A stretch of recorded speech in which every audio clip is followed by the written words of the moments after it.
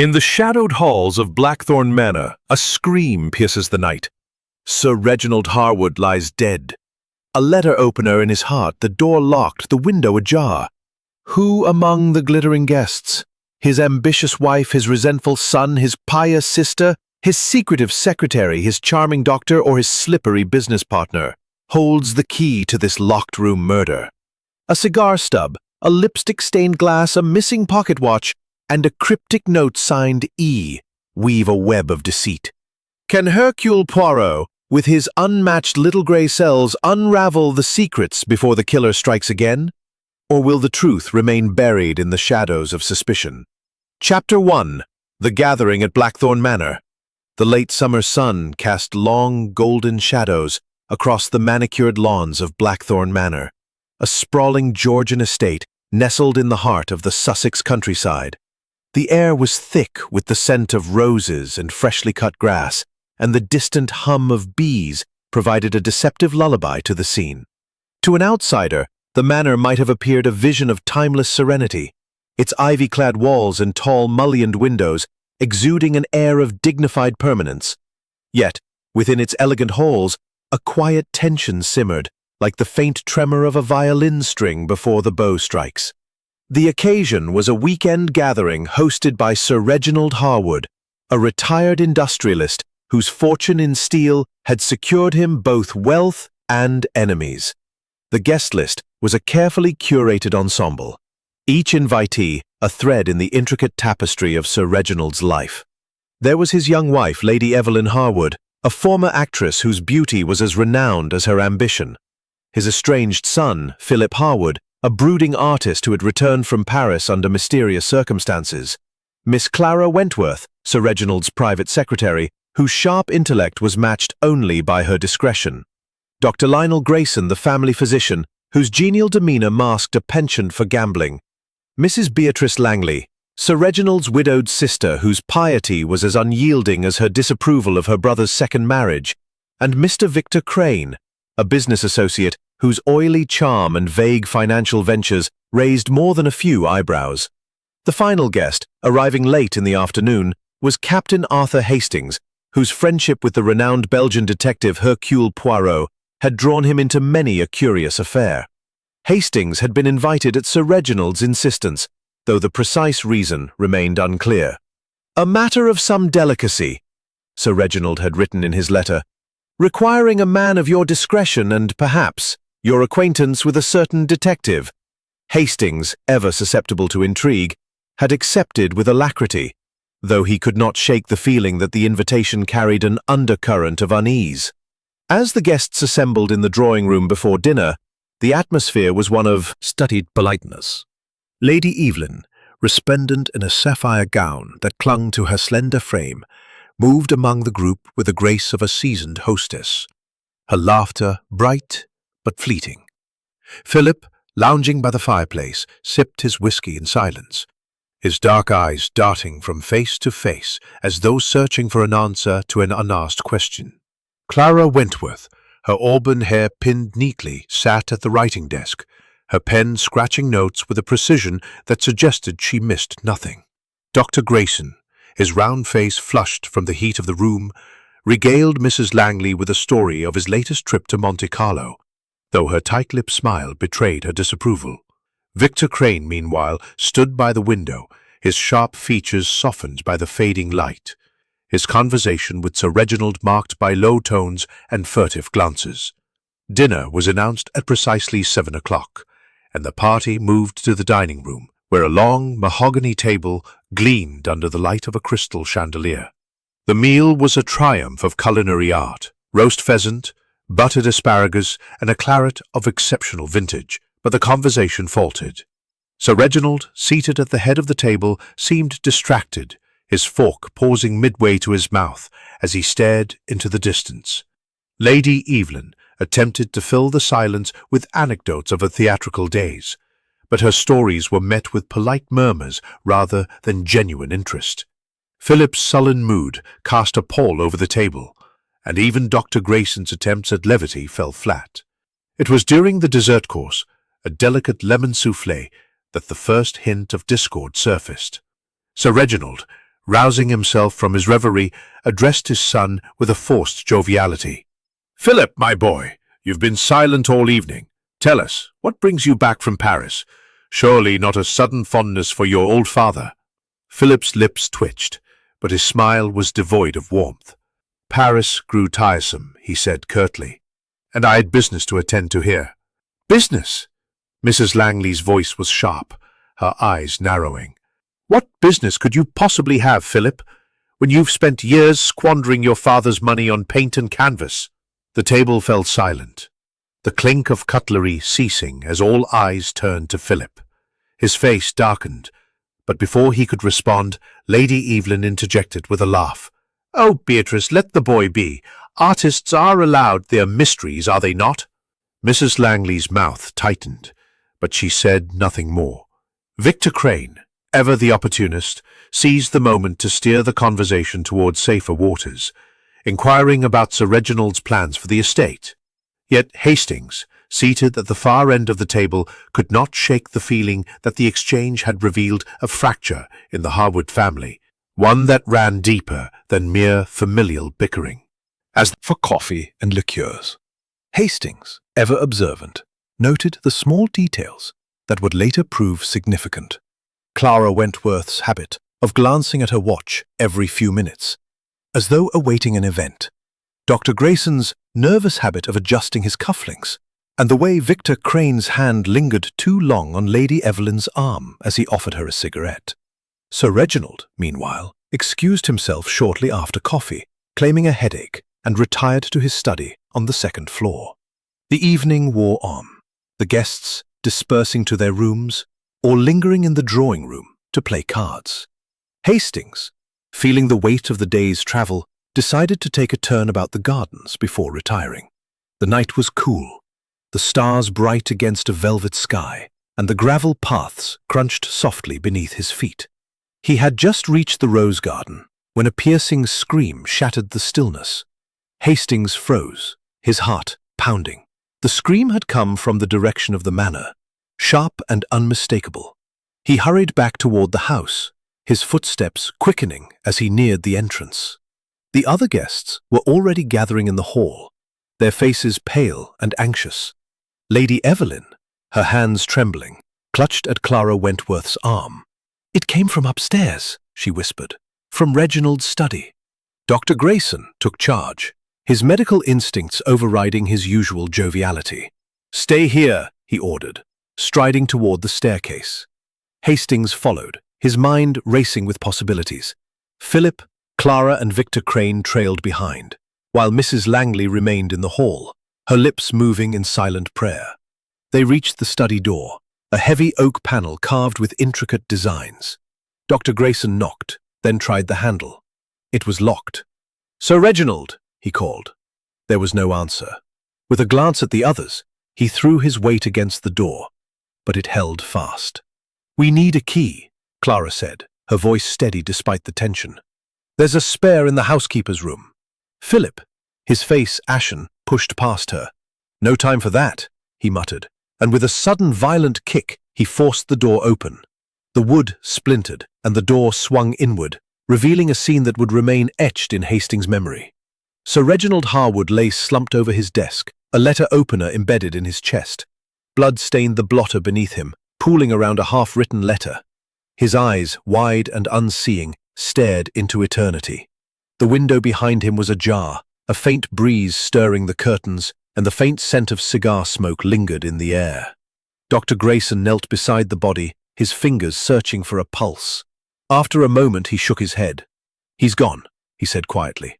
"Dead for at least half an hour." Clara Wentworth gasped, her hand flying to her mouth. Philip stood frozen, his eyes fixed on his father's lifeless form. Victor Crane, his face unreadable, stepped closer to the desk, his gaze flickering over the scene.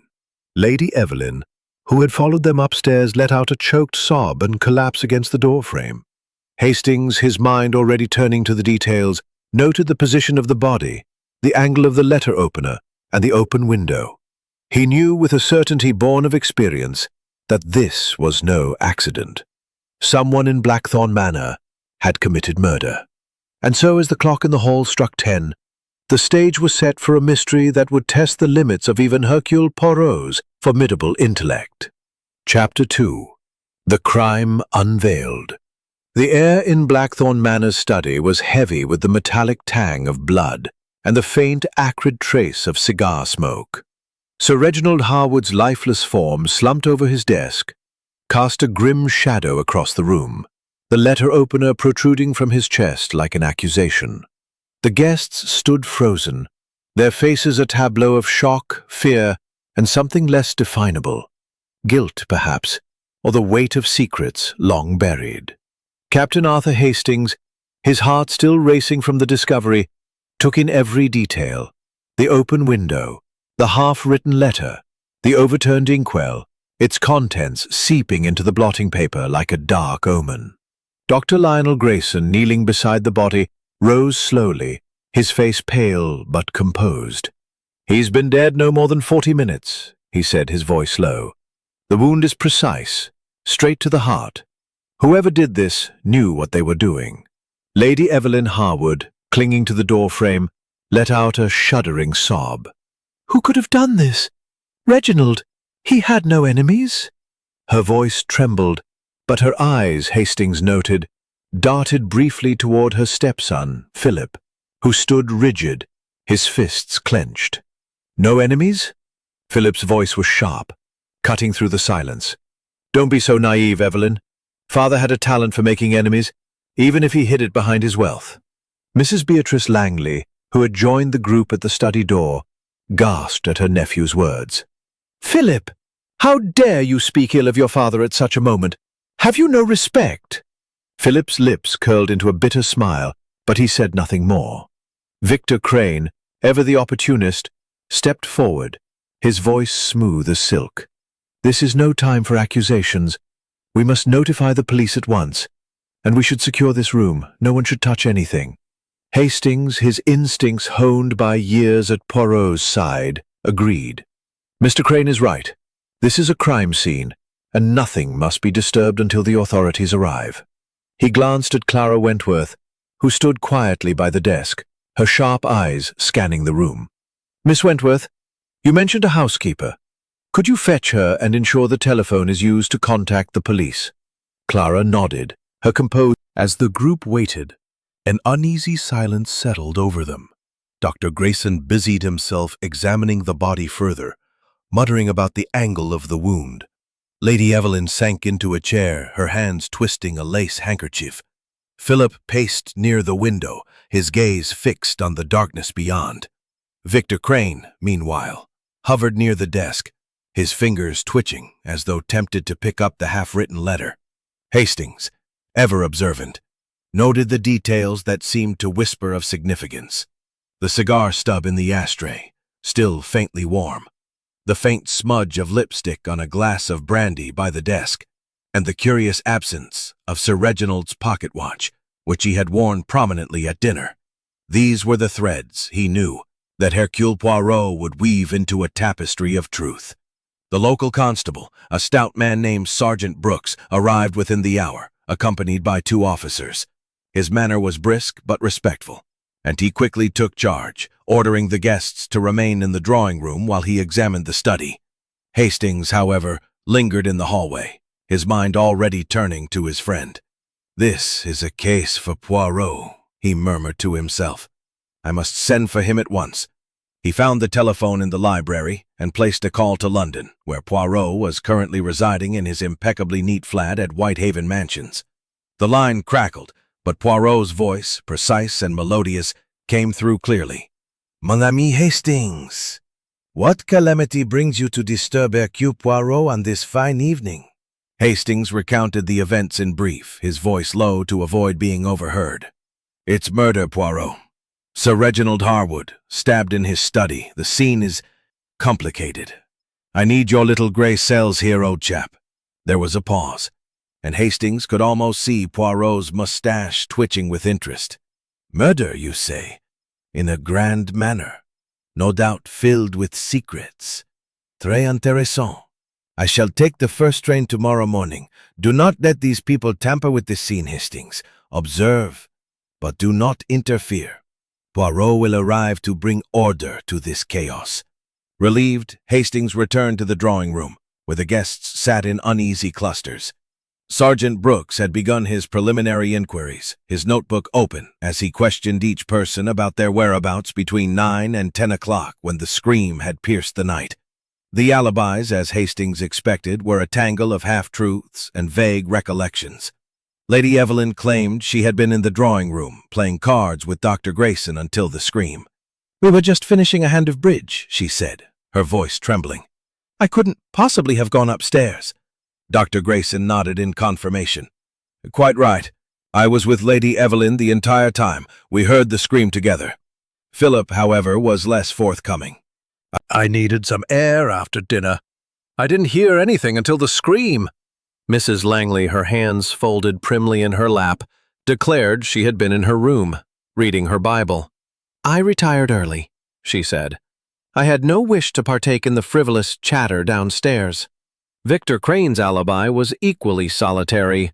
"I was in the library, reviewing some business papers," he said smoothly. "I often work late. I heard nothing until the commotion began." Clara Wentworth, returning from her errand, provided the most precise account. "I was in the servants' hall speaking with Mrs. Dobbs, the housekeeper, about tomorrow's menu. We heard the scream at exactly 10 o'clock. I checked my watch." Sergeant Brooks scribbled furiously, his brow furrowed. "And none of you saw Sir Reginald after he left the dining room at 8:30? A chorus of denials followed, though Hastings noted the slight hesitation in Lady Evelyn's response, and the way Philip's eyes flickered toward the floor. There was something here, he thought. Something they were not saying. As the sergeant continued his questions, the housekeeper, Mrs. Dobbs, appeared, her face pale but composed. "The study window was open when we found him," she said, her voice trembling slightly. "It's not like Sir Reginald to leave it so. He was particular about drafts." This detail piqued Hastings' interest. The open window suggested an outside intruder, yet the locked door pointed to someone within the house. The contradiction was precisely the sort of puzzle Poirot relished. By midnight, Sergeant Brooks had completed his initial examination and sealed the study, posting an officer at the door. The guests were instructed to remain in the manor until further notice, a directive that elicited murmurs of discontent, but no outright protest. As they dispersed to their rooms, Hastings caught Clara Wentworth's eye. She paused, her expression unreadable, then offered a slight nod before ascending the staircase.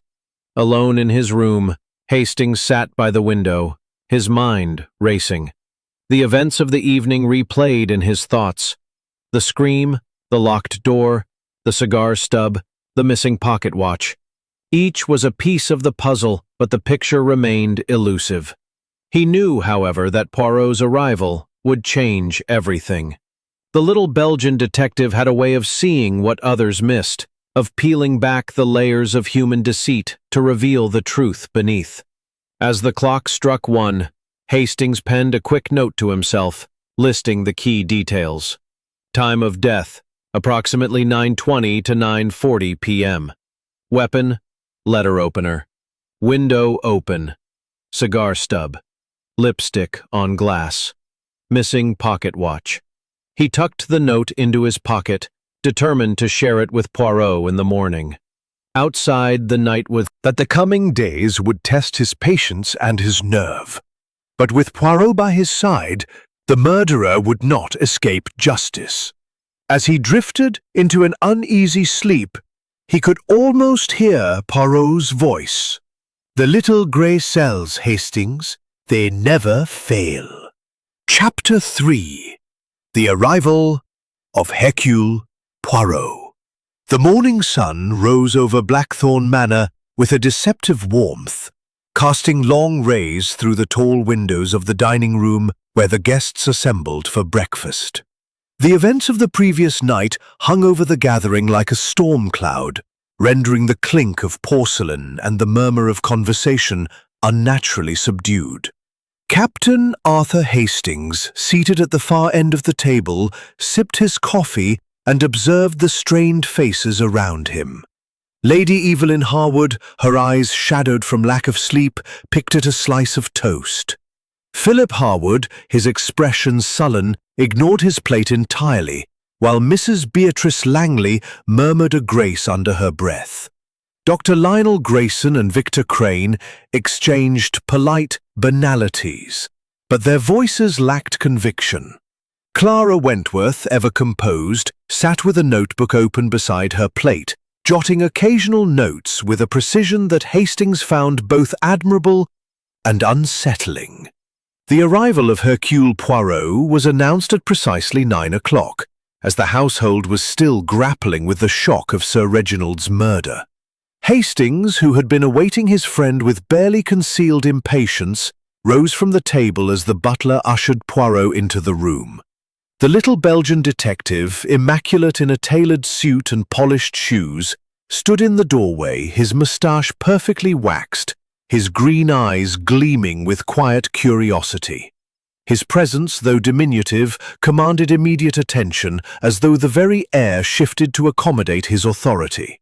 "Mon ami Hastings," Poirot exclaimed, his voice warm but measured. "You have summoned Hercule Poirot to a scene of great tragedy. No? I see it in your face, the weight of a mystery unsolved." Hastings, relieved to see his friend, shook his hand warmly. "Poirot, you've no idea how glad I am you're here. It's a bad business. Sir Reginald Harwood, stabbed in his study last night. The police are at a loss, and the household is in chaos." Poirot's eyes narrowed slightly, his head tilting as he surveyed the room. "Chaos, you say? But chaos is merely the absence of order, and order is what Poirot brings. Introduce me, if you please, to these persons of interest." Hastings led Poirot to the dining table, where the guests regarded the detective with a mixture of curiosity and unease. Lady Evelyn offered a wan smile, her charm dimmed by grief. Pausing briefly before Patienter, Hastings made the introductions, his tone formal but tinged with pride. "This is Monsieur Hercule Poirot, the renowned detective.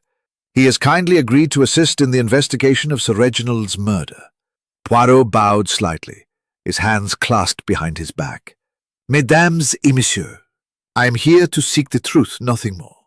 The truth, she is often shy, but with the little grey cells of Hercule Poirot, she cannot hide for long." Sergeant Brooks, who had joined the group to provide an update, cleared his throat. "Mr. Poirot, I've heard of you, sir. Your reputation precedes you.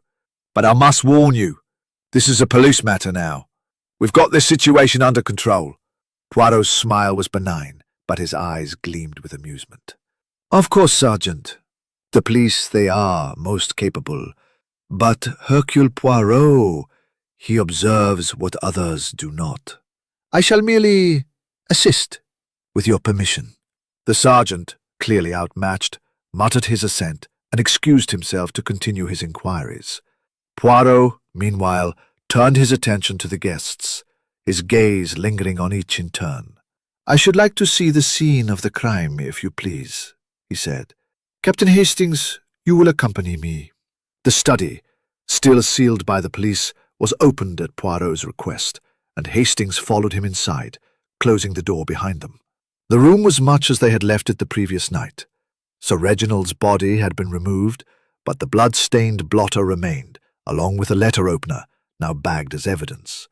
The open window, the cigar stub, the brandy glass with its faint smudge of lipstick, all what as Hastings remembered. Poirot moved with deliberate care, his small, precise steps circling the room like a cat stalking its prey.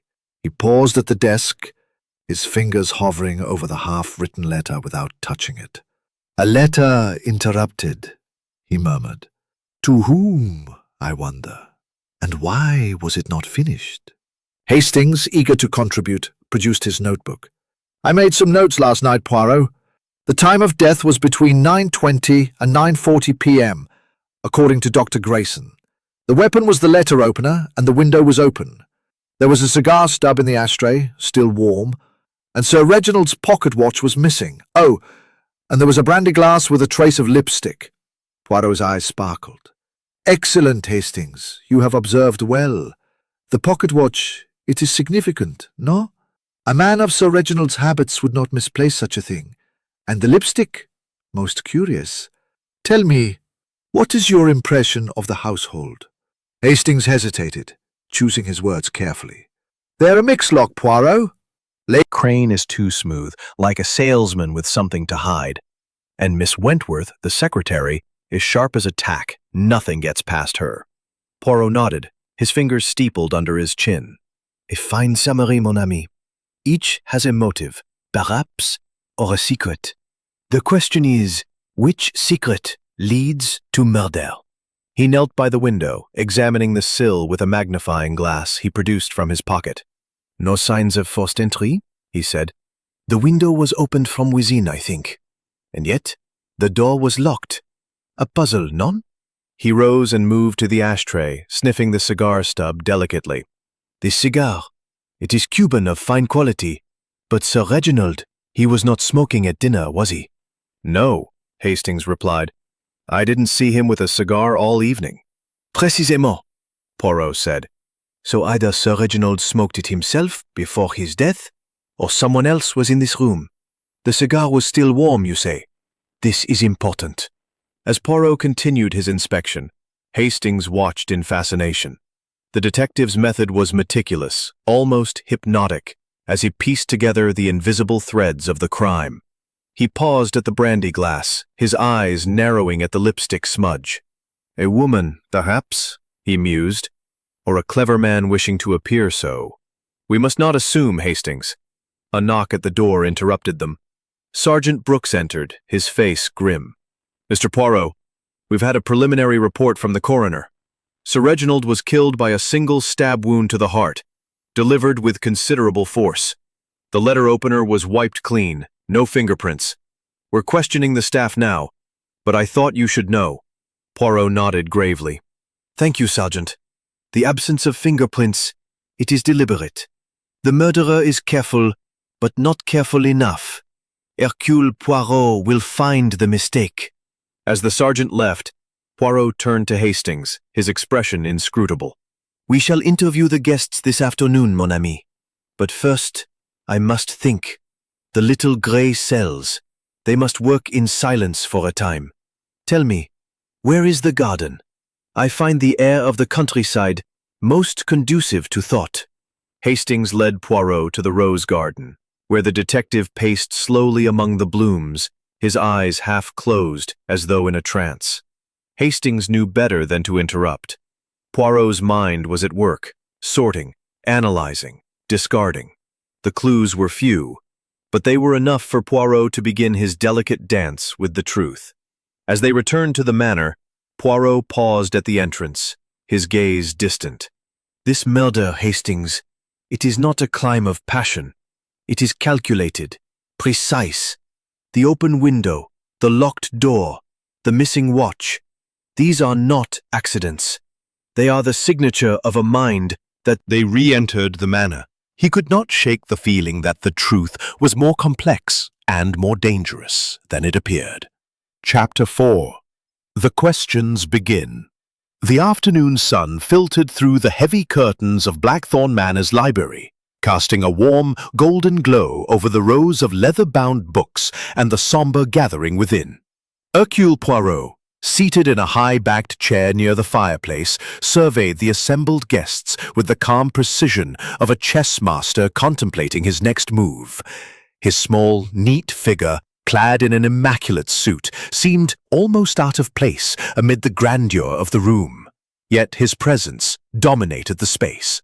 Captain Arthur Hastings stood by his side, notebook in hand, ready to record every word and gesture.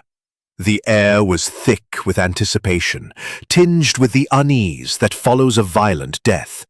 Poirot had requested that the guests gather for what he called a little conversation, a phrase that, to those familiar with his methods, carried an ominous weight. Sergeant Brooks, though initially resistant to Poirot's involvement, had grudgingly agreed to attend, standing near the door with his arms crossed, his notebook at the ready.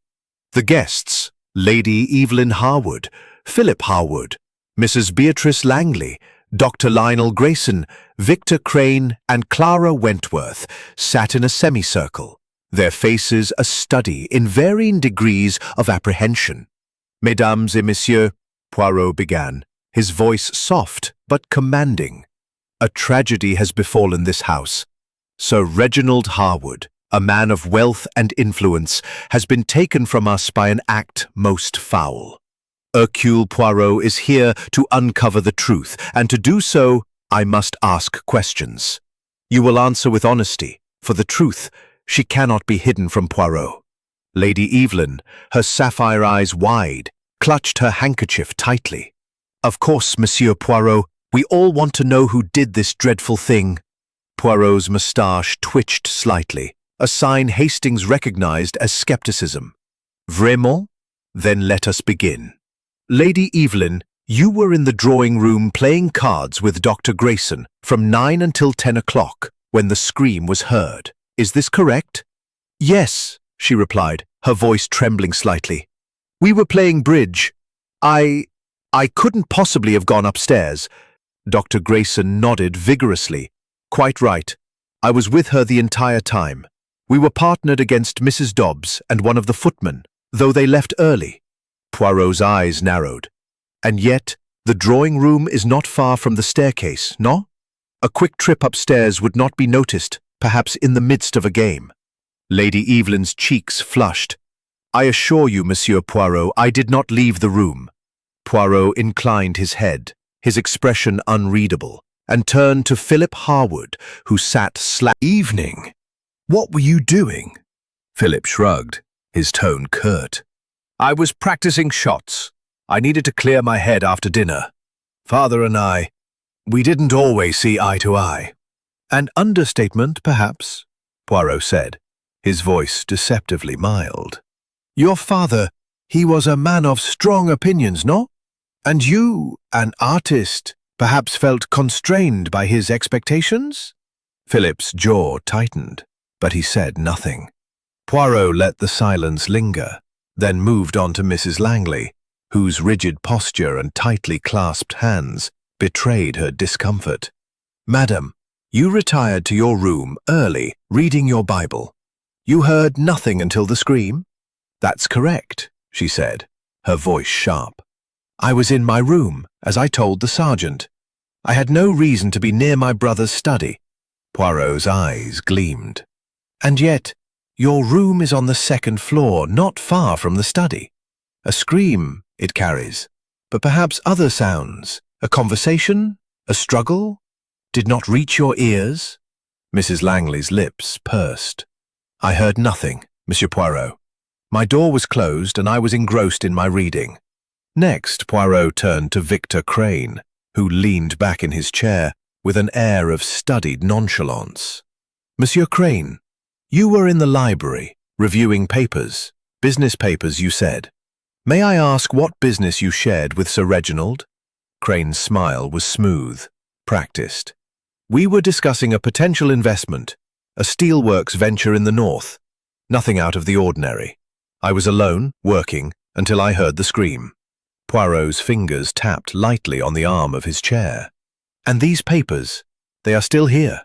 I should like to see them, if you please. Crane hesitated, a flicker of unease crossing his face. They're in my room? I can fetch them later. Bien, Poirot said, his tone suggesting he would not forget the request. Finally, he turned to Clara Wentworth, who met his gaze with a calm intensity. Mademoiselle Wentworth, you were with the housekeeper, Mrs. Dobbs, in the servants' hall. You are precise, I think, with your times. You checked your watch at 10 o'clock, when the scream was heard? Yes, Clara replied, her voice steady. I make a habit of noting the time. Mrs. Dobbs and I were discussing the menu for tomorrow when we heard it.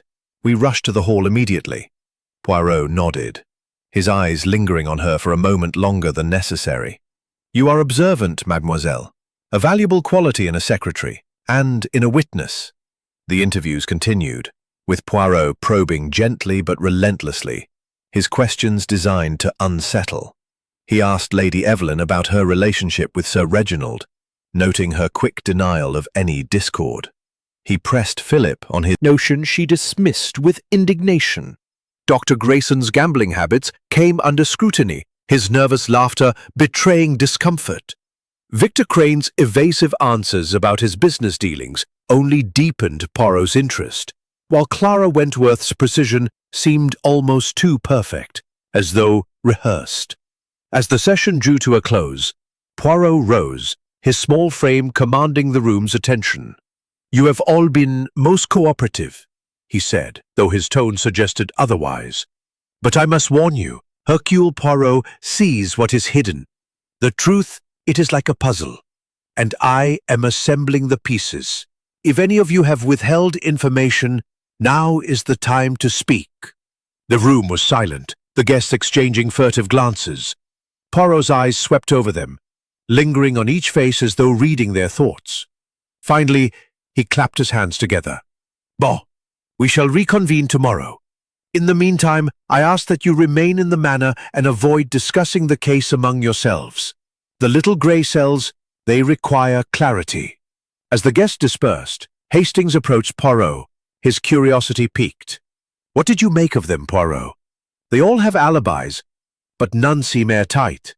Poirot smiled faintly. "Alibis, Hastings, are like Swiss cheese, full of holes. Each of them has a story, but stories can be crafted. The lipstick on the glass, the missing watch, the cigar stub, these are the keys. And the letter, Hastings. We must know to whom Sir Reginald was writing." Hastings frowned. "The police took the letter as evidence, but I glimpsed it. It was addressed to someone named C. No surname, just an initial." Poirot's eyes lit up. "C, you say? Most interesting. Clara, perhaps? Or Crane? Or someone else entirely? We must see this letter, Hastings, and we must speak to the servants. They see what the masters do not." As they left the library, Poirot paused by a portrait of Sir Reginald, his stern face gazing down from the wall. "A man of power," Poirot murmured, "but power breeds enemies. Someone in this house hated him enough to kill, and Hercule Poirot will find them." The rest of the day passed in a blur of activity, with Poirot and Hastings interviewing the staff. Mrs. Dobbs, the housekeeper, confirmed Clara's alibi, but admitted to hearing raised voices from the study earlier in the evening, around 9. The footman, a nervous young man named Tom, mentioned seeing Philip near the staircase at 9:30, despite his claim of being in the billiard room.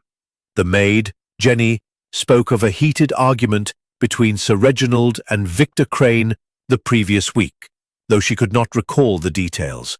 By evening, Poirot retired to his room, requesting solitude to consult the little grey cells. Hastings, restless, wandered the grounds. His relentless logic could unearth it. Chapter 5. The Red Herrings. The morning following Hercule Poirot's interviews at Blackthorn Manor was marked by a heavy mist that clung to the Sussex countryside, shrouding the estate in an ethereal veil.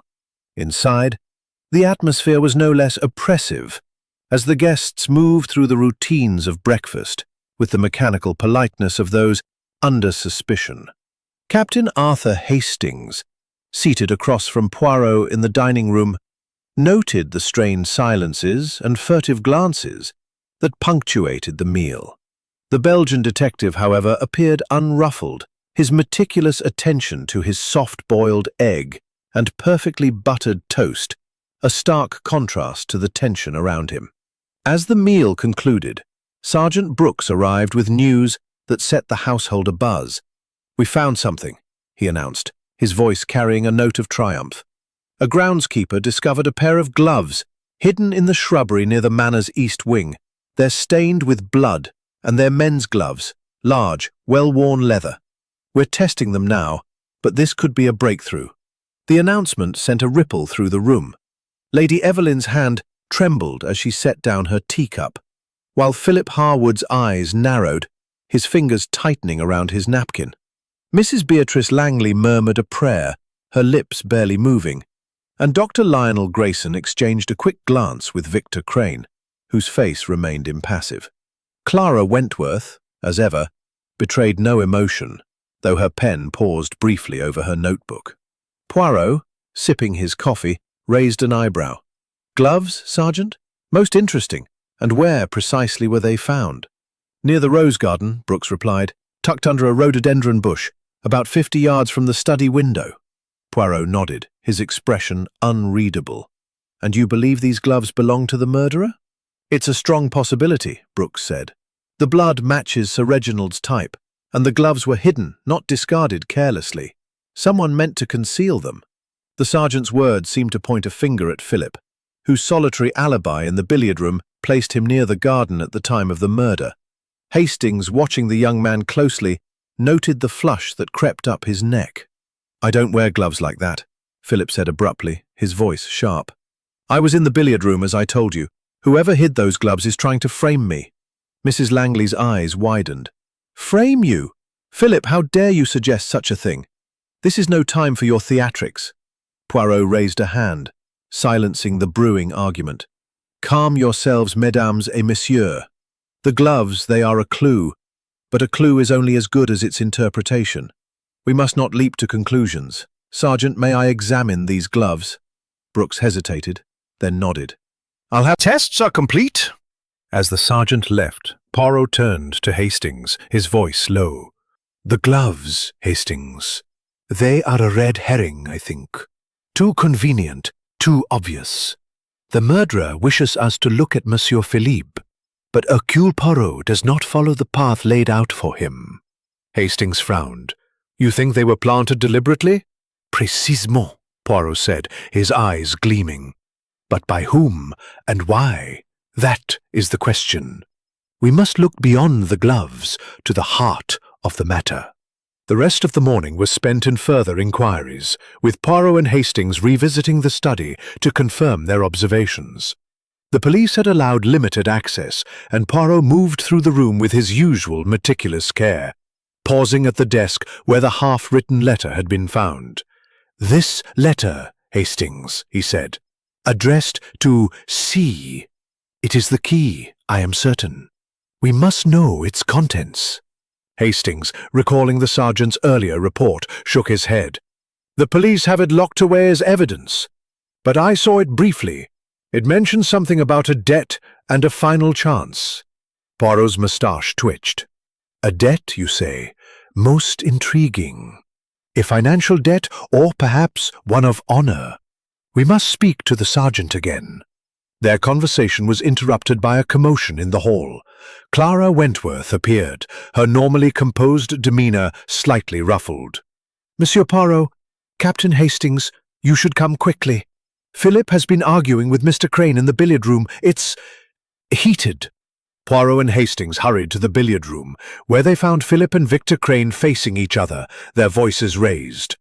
Philip's face was flushed with anger, his fists clenched. You had no right to go through my things, he shouted. Those sketches were private. Crane, his usual polish fraying, held up his hands. I was merely looking for my papers, Philip. I didn't expect to find— Well, let's just say your sketches are rather revealing. Poirot stepped forward, his presence calming the room like a sudden breeze. Messieurs, what is this about sketches? Philip hesitated, then gestured to a portfolio on the table. They're mine. Drawings from Paris. Crane was snooping in my room and found them. Crane's smile was thin. I wasn't snooping. I was looking for my business notes, which I misplaced. But I must say, Philip's sketches are provocative. Portraits of a woman, quite intimate. I wonder who she is. Philip's eyes flashed. That's none of your business. Poirot picked up the portfolio, flipping through the sketches with a careful hand.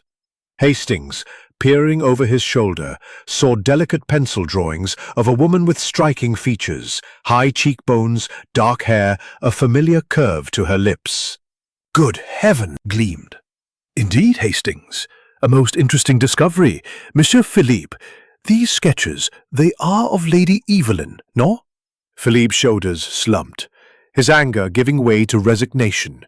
Yes, I was infatuated with her years ago, before she married my father. I never showed her the sketches. They're old, from Paris. Crane's smirk widened. Old or not, they suggest a motive, don't you think? A jealous son, perhaps, resenting his father's new wife. Enough!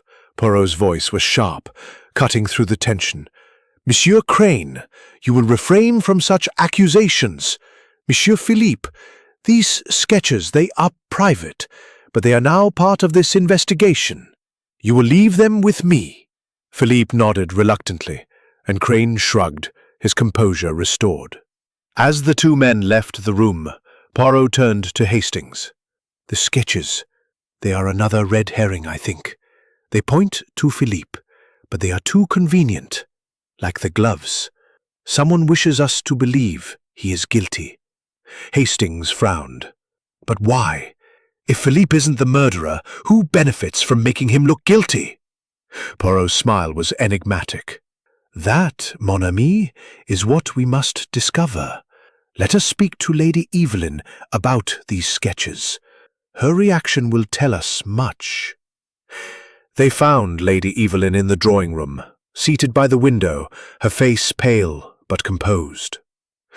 Poirot, with his usual tact, approached the subject delicately. Lady Evelyn, a question. Were you aware of certain sketches made by your stepson, Philippe? Her eyes widened, a flicker of unease crossing her face. Sketches? What do you mean? Poirot produced one of the drawings, showing it to her. These, madame, portraits of you, drawn by Monsieur Philippe. Lady Evelyn's hand flew to her mouth, her cheeks flushing. Oh, I had no idea. These are quite personal. Indeed, Poirot said, his tone gentle but probing. They suggest a strong attachment, perhaps a motive for resentment toward your husband. Lady Evelyn's eyes filled with tears. Philippe and I were close once, before I married Reginald. But that was years ago. He was young, romantic. It meant nothing. Poirot nodded, his expression unreadable. And yet such feelings can linger, no? Did Sir Reginald know of this? No, she said quickly. Reginald was possessive, but he trusted me. He never suspected anything. Poirot thanked her and withdrew, leaving her to her thoughts. As they left the room, Hastings whispered, Do you believe her, Poirot? Was unshaken. The truth, Hastings knew, was closer than it seemed, hidden in the shadows of Blackthorn Manor. Chapter 6. A Clue in Detail. The mist that had cloaked Blackthorn Manor in the early morning had lifted by midday, revealing a sky of unrelenting grey that mirrored the mood within the estate. Hercule Poirot, undeterred by the oppressive atmosphere, continued his investigation with the precision of a watchmaker, each movement deliberate, each observation a step toward the truth. Captain Arthur Hastings, ever at his side, felt the weight of the mystery pressing upon him. The tangled web of clues, gloves, sketches, a missing pocket watch, growing more intricate by the hour. Poirot had requested a private meeting with Sergeant Brooks in the library, where the two men pored over the evidence collected thus far.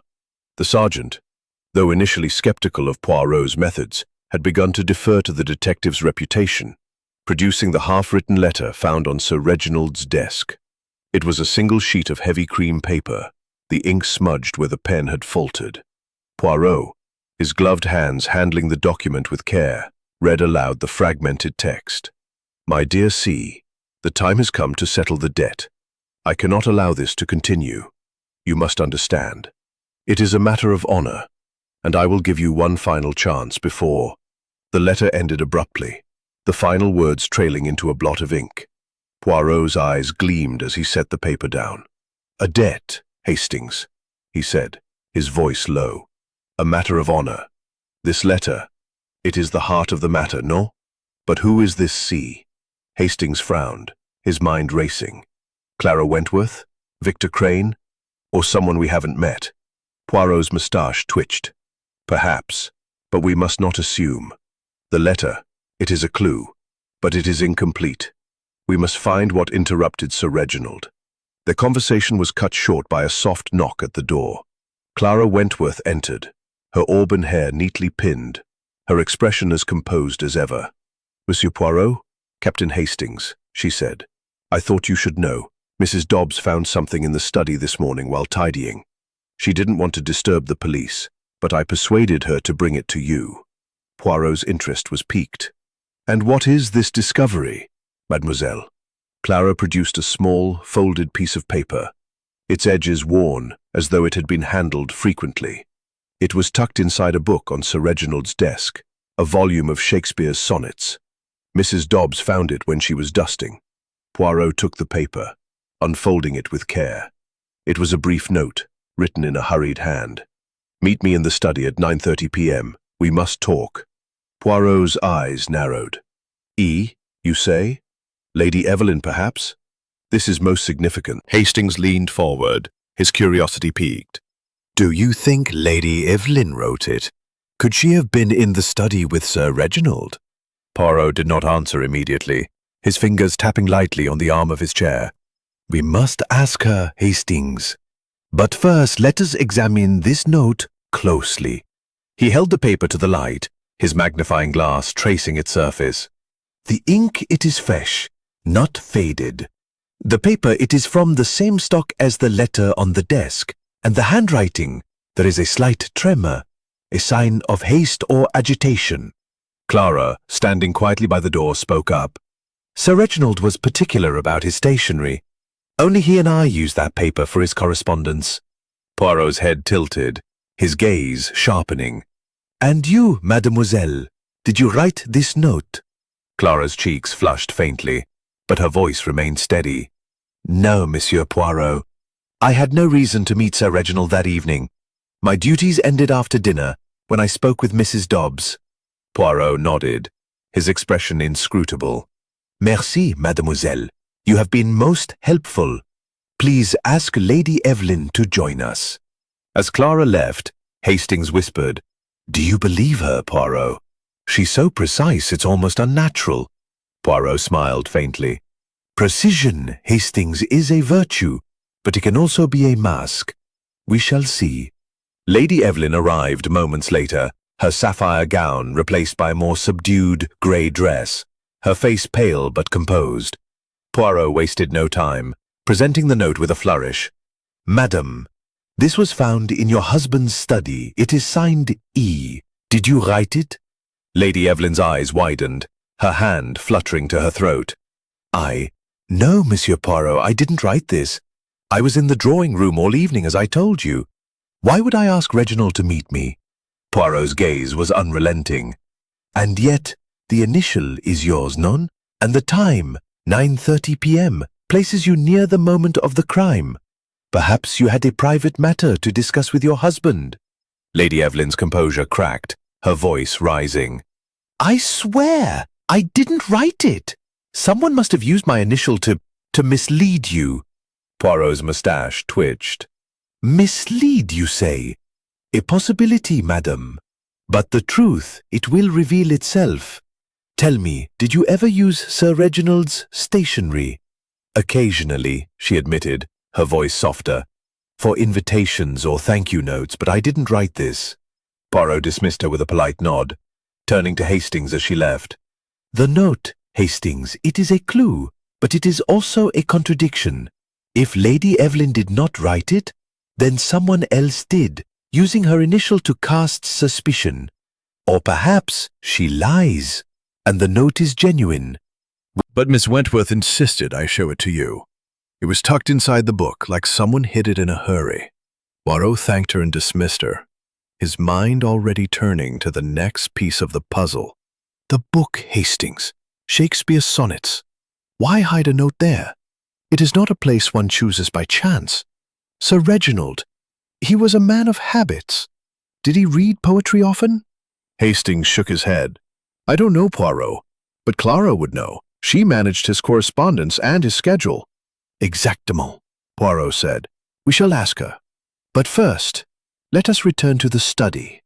There is something I wish to examine."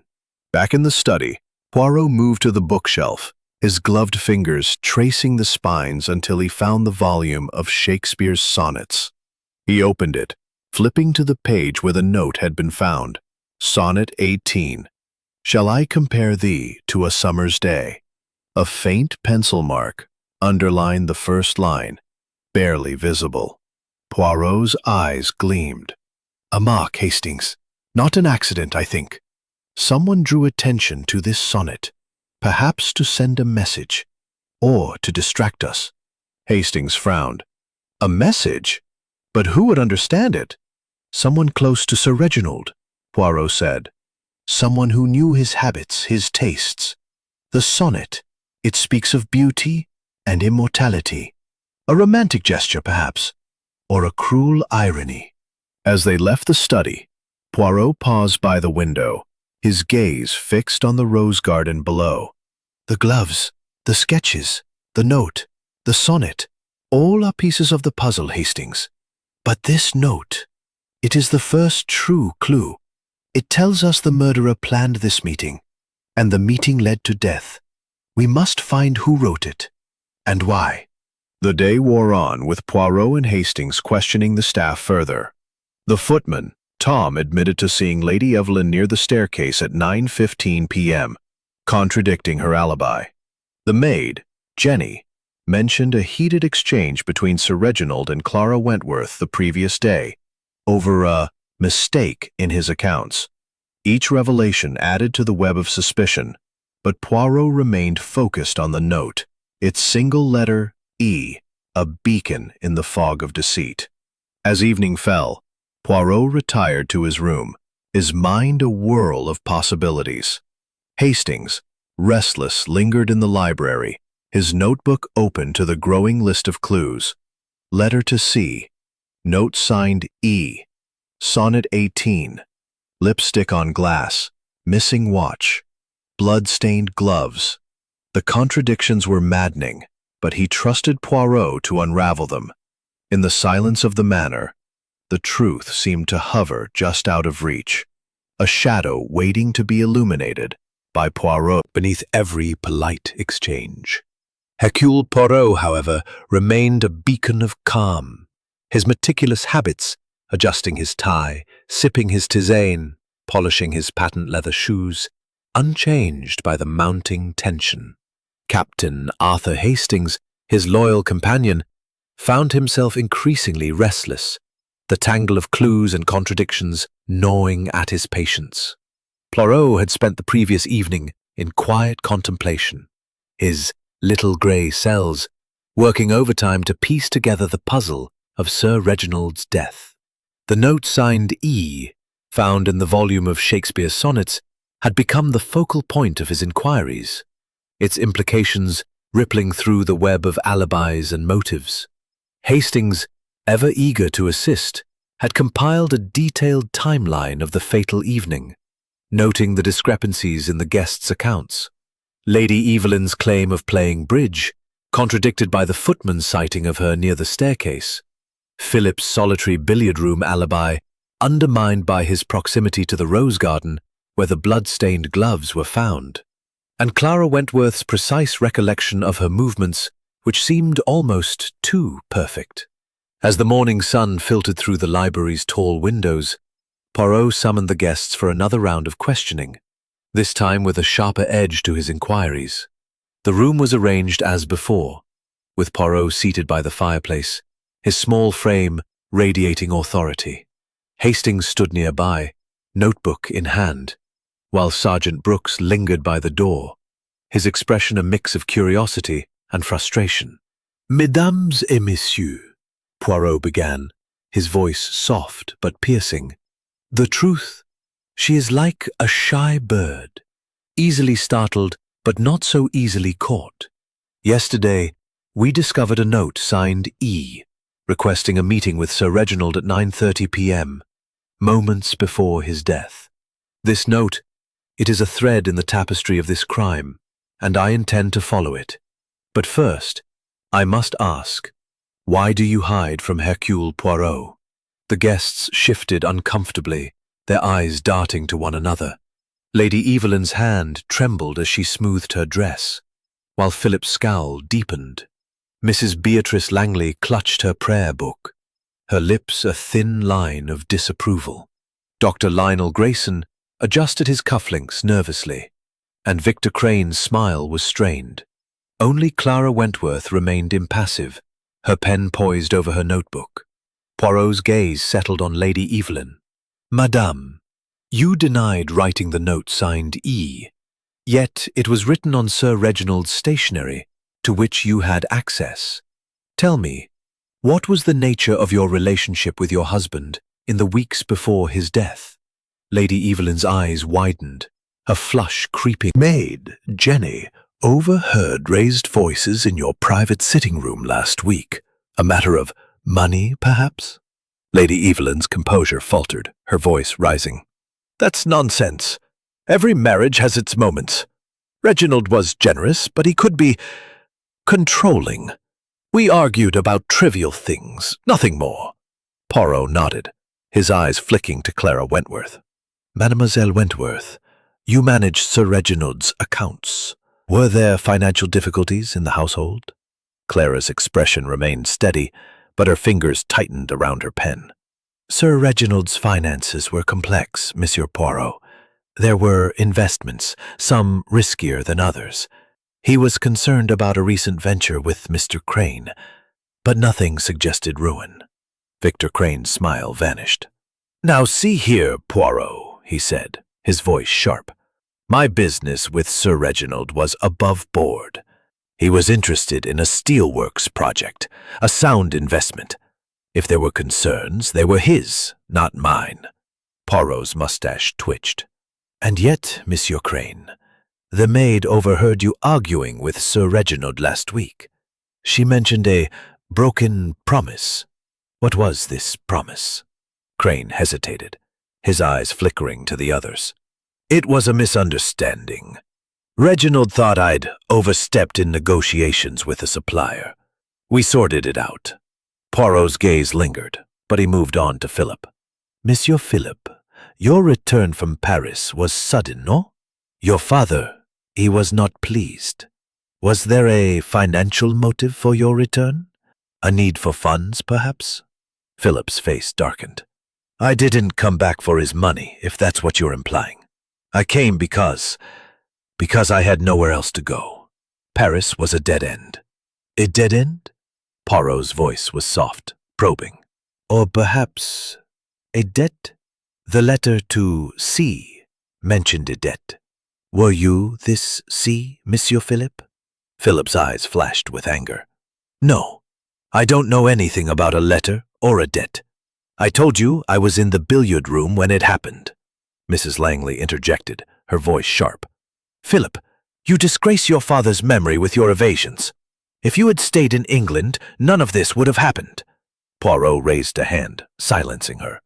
"Madam, your devotion to your brother is noted, but your disapproval of his son, it is strong, no? Did you resent Sir Reginald's choices, his marriage, his lifestyle?" Mrs. Langley's lips trembled. "Reginald was my brother, Monsieur Poirot. I loved him, but I did not approve of his excesses. His marriage to Evelyn, his indulgence of Philip's foolishness, it was all too much." The room fell silent, the weight of her words hanging in the air. Poirot turned to Dr. Gray. Personal affairs are just that. Personal. Yes, I enjoy a flutter at the tables, but I owed Sir Reginald nothing. He was my friend, not my creditor. Poirot's eyes gleamed. And yet, a man with debts is a man with motives, no? The letter to C, could it refer to a creditor, perhaps? The questions continued, each probe uncovering new layers of deceit. The footman, Tom, had revealed to Hastings that morning that he'd seen Victor Crane near the study at 9:25 p.m., despite Crane's claim of being in the library. Jenny, the maid, confided that Lady Evelyn had been seen leaving Sir Reginald's study in tears 2 days before the murder. And Mrs. Dobbs, the housekeeper, admitted to overhearing Clara Wentworth arguing with Sir Reginald about a mistake in his accounts, though she refused to elaborate. As the interviews concluded, Poirot dismissed the guests, his expression thoughtful. Hastings, he said once they were alone. "The lies, they multiply like weeds. Each has a secret, each has a motive. The note signed E, the letter to C, the missing watch. They are connected, but the connection eludes us." Hastings nodded, his notebook filled with new details. "What about Crane's argument with Sir Reginald, or Lady Evelyn's tears? They're hiding something, Poirot." "Oui, mon ami," Poirot said, his eyes distant. "But the key lies in the study. The cigar stub, the lipstick on the glass, the open window. These are not accidents. Someone was with Sir Reginald before his death, someone who left these traces. We must find them."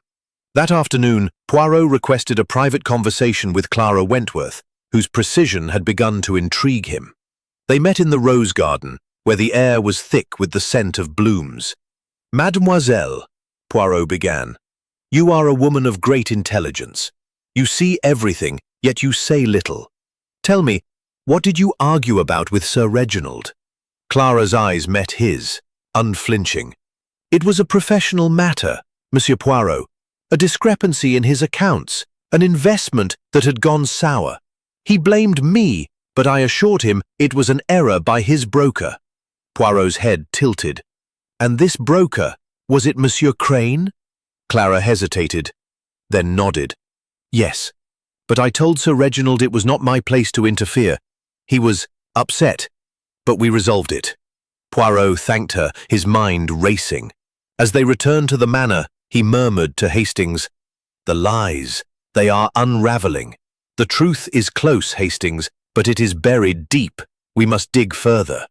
The day ended with Poirot poring over his notes, the clues, gloves, sketches, note, letter, watch, swirling in his mind like pieces of a jigsaw puzzle. Hastings, watching his friend, knew that the state was straining under the weight of unspoken truths. The household, confined by Sergeant Brooke's orders and Hercule Poirot's relentless scrutiny, had grown fractious, their polite facades crumbling under the pressure of suspicion. Captain Arthur Hastings, ever observant, noted the small signs of strain. Lady Evelyn's distracted glances, Philip Harwood's clenched fists, Mrs. Beatrice Langley's fervent prayers, Dr. Lionel Grayson's forced joviality, Victor Crane's thinning smile, and Clara Wentworth's unyielding composure, which seemed to mask a deeper turmoil. Poirot, however, remained a figure of serene control. His morning routine of pisane and precise grooming, a stark contrast to the chaos around him. He had spent the previous evening in silent contemplation, his little grey cells sorting through the tangle of clues, the note signed E, the letter to C, the blood-stained gloves, the missing pocket watch, the cigar stub, and the smudged lipstick on the brandy glass. Each was a piece of the puzzle, but the picture remained elusive, obscured by the web of lies spun by the suspects. As the morning progressed, Poirot gathered the guests in the drawing-room, his demeanour more solemn than usual. "Mesdames et messieurs," he began, his voice soft but commanding, "we have reached a moment in this investigation where the heart must speak as well as the mind. Hercule Poirot has observed you, listened to you, and seen the shadows behind your words. Someone in this room knows more than they have admitted. I ask you now to unburden yourselves, for the truth, she cannot be hidden forever." The room was silent, the air thick with tension. Hastings, standing by Poirot's side, felt his pulse quicken, sensing that this was a pivotal moment. Poirot's eyes swept over the group, lingering on each face as though peering into their souls. Then, unexpectedly, Clara Wentworth stood, her hands trembling slightly, her face pale but resolute. "Monsieur Poirot," she said, her voice steady despite her visible emotion, "I can no longer remain silent. There is something I must confess, though it pains me to do so." The guests turned to her, their expressions a mix of surprise and apprehension. Lady Evelyn's hand flew to her mouth, while Philip's eyes narrowed. Mrs. Langley clutched her prayer book, and Dr. Grayson's genial mask slipped, revealing a flicker of unease. Victor Crane leaned forward, his gaze sharp. Poirot rippled through the room. Victor Crane's face darkened. "That's a lie!" he snapped. "Reginald and I had no issues with our investments. You're trying to deflect suspicion." Poirot raised a hand, silencing him. "Monsieur Crane, you will have your turn. Mademoiselle Wentworth, continue. What happened after this argument?" Clara's voice wavered, but she pressed on. "The night of the murder, I went to the study at 9:15 p.m. to confront him. I wanted to reason with him, to make him see that falsifying records was wrong. But he was angry, dismissive. He told me to leave, and I did, just before 9:30. I swear he was alive when I left." Hastings' heart raced. This was a bombshell, a direct admission of being in the study near the time of the murder. He glanced at Poirot, whose expression remained impassive, though his eyes gleamed with interest. "You were in the study," Poirot said slowly. "And you saw no one else? No one entered or left?" Clara shook her head. "No one. The door was locked when I left, and the window was closed. I heard voices later from downstairs, but I thought nothing of it until the scream." Poirot's fingers steepled under his chin. "And this argument, mademoiselle, it was about the accounts, but was there more? A personal matter, perhaps?" Clara's cheeks flushed, and she hesitated, her composure cracking. He made advances toward me, Monsieur Poirot. Nothing overt, but enough to make me uncomfortable. I told him it was inappropriate, and he laughed it off, but it added to my unease." The revelation set a shockwave through the room.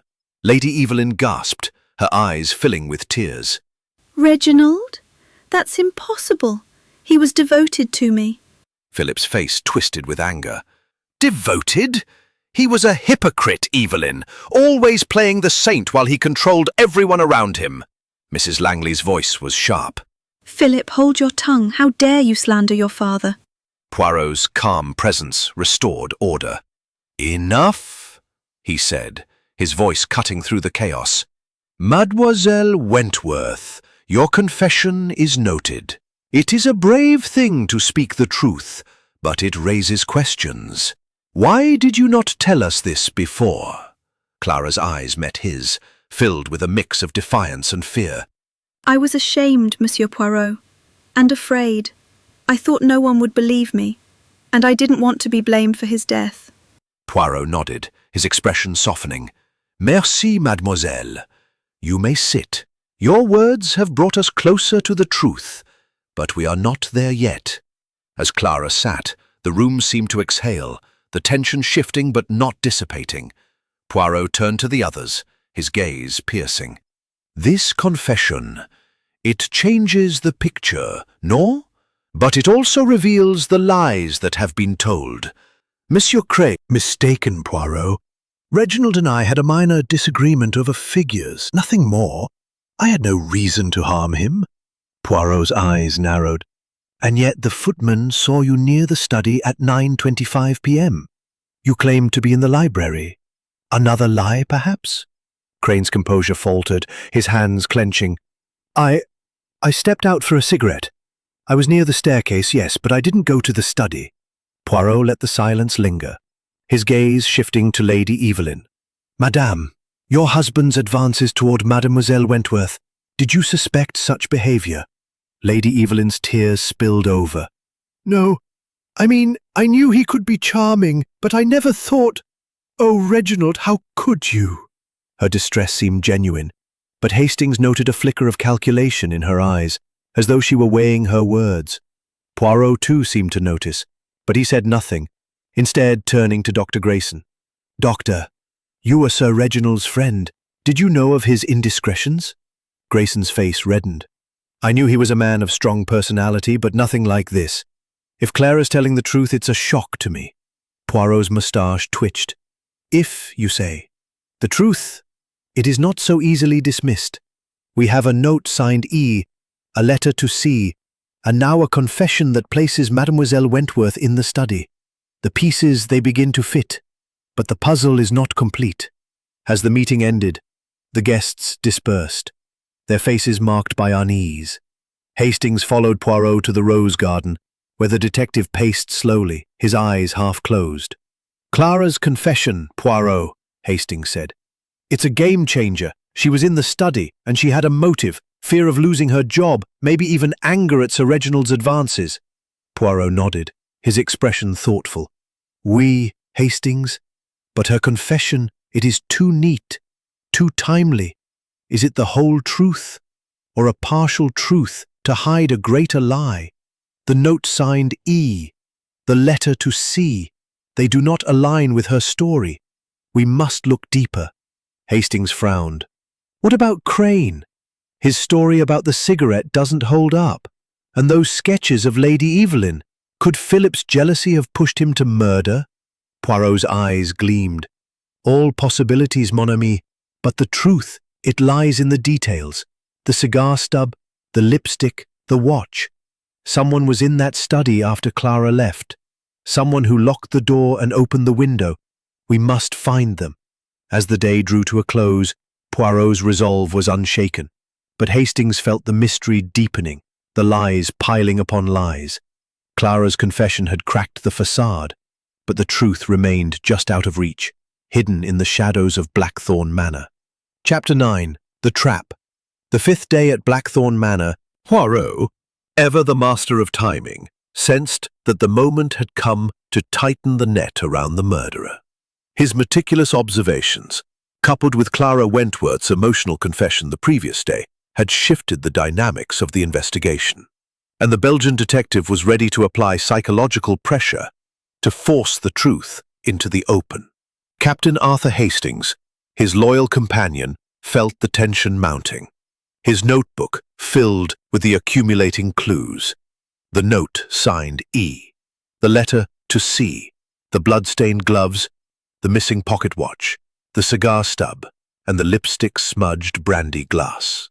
Poirot had requested a gathering in the drawing room that evening, a setting he deemed ideal for what he called a little drama to coax the truth. The room was bathed in the soft glow of lamplight, its heavy curtains drawn against the darkening sky. The guests, Lady Evelyn Harwood, Philip Harwood, Mrs. Beatrice Langley, Dr. Lionel Grayson, Victor Crane, and Clara Wentworth, sat in a tense semicircle, their faces a mixture of apprehension and defiance. Sergeant Brooks stood by the door, his notebook open, while Hastings positioned himself near Poirot, ready to observe every reaction. Poirot stood before the group, his small figure commanding the room with an air of quiet authority. His moustache was impeccably waxed, his eyes sharp as they swept over the assembled suspects. Mesdames et messieurs, he began, his voice calm but laced with steel. We are gathered here to confront a murderer. Sir Reginald Harwood was killed in this house, in a locked study, with a letter opener to the heart. The clues, they are many, but they point to one truth. Tonight, Hercule Poirot will lay a trap, and the guilty one will betray themselves. A murmur of unease rippled through the room. Lady Evelyn's hands twisted her handkerchief. Philip's jaw tightened, and Mrs. Langley's lips moved in silent prayer. Dr. Grayson's genial smile faltered. Victor Crane's eyes narrowed, and Clara Wentworth sat rigidly, her gaze fixed on Poirot. Let us review the facts, Poirot continued, pacing slowly. Sir Reginald was killed between 9:20 and 9:40 p.m. The door was locked, the window open. A cigar stub, still warm, was found in the ashtray. A brandy glass bore a smudge of lipstick. A pocket watch, which Sir Reginald always wore, was missing. A letter to C spoke of a debt, and a note signed E requested a meeting at 9:30 p.m. Blood-stained gloves were found in the garden, and sketches of Lady Evelyn were discovered in Monsieur Philip's possession. And yesterday, Mademoiselle Wentworth confessed to being in the study at 9:15 p.m. arguing with Sir Reginald. The guests shifted uncomfortably, their eyes darting to one another. Poirot paused, letting the silence build. Each of you has a motive. Lady Evelyn, your marriage was not as happy as you claim. Madame Langley, your disapproval of your brother's lifestyle was profound. Dr. Grayson, your gambling debts made you vulnerable. Monsieur Crane, your business dealings with Sir Reginald were fraught with tension. And Mademoiselle Wentworth, your confession places you at the scene of the crime. Clara's face paled, but she said nothing. Poirot's gaze softened as he turned to her. Mademoiselle, your confession was brave, but it raises questions. You say you left the study at 9:15 p.m., yet the door was locked when the body was found. How is this possible? Clara's voice was steady, though her hands trembled. I locked the door behind me, Monsieur Poirot. Sir Reginald asked me to. He said he didn't want to be disturbed. Poirot's eyes gleamed. And the window? Was it open when you left? No, she replied. It was closed. I'm certain. Poirot nodded, turning to the others. This is most interesting, no? The window. It was opened after Mademoiselle Wentworth left. Someone entered or left the study through it, or wished us to believe so.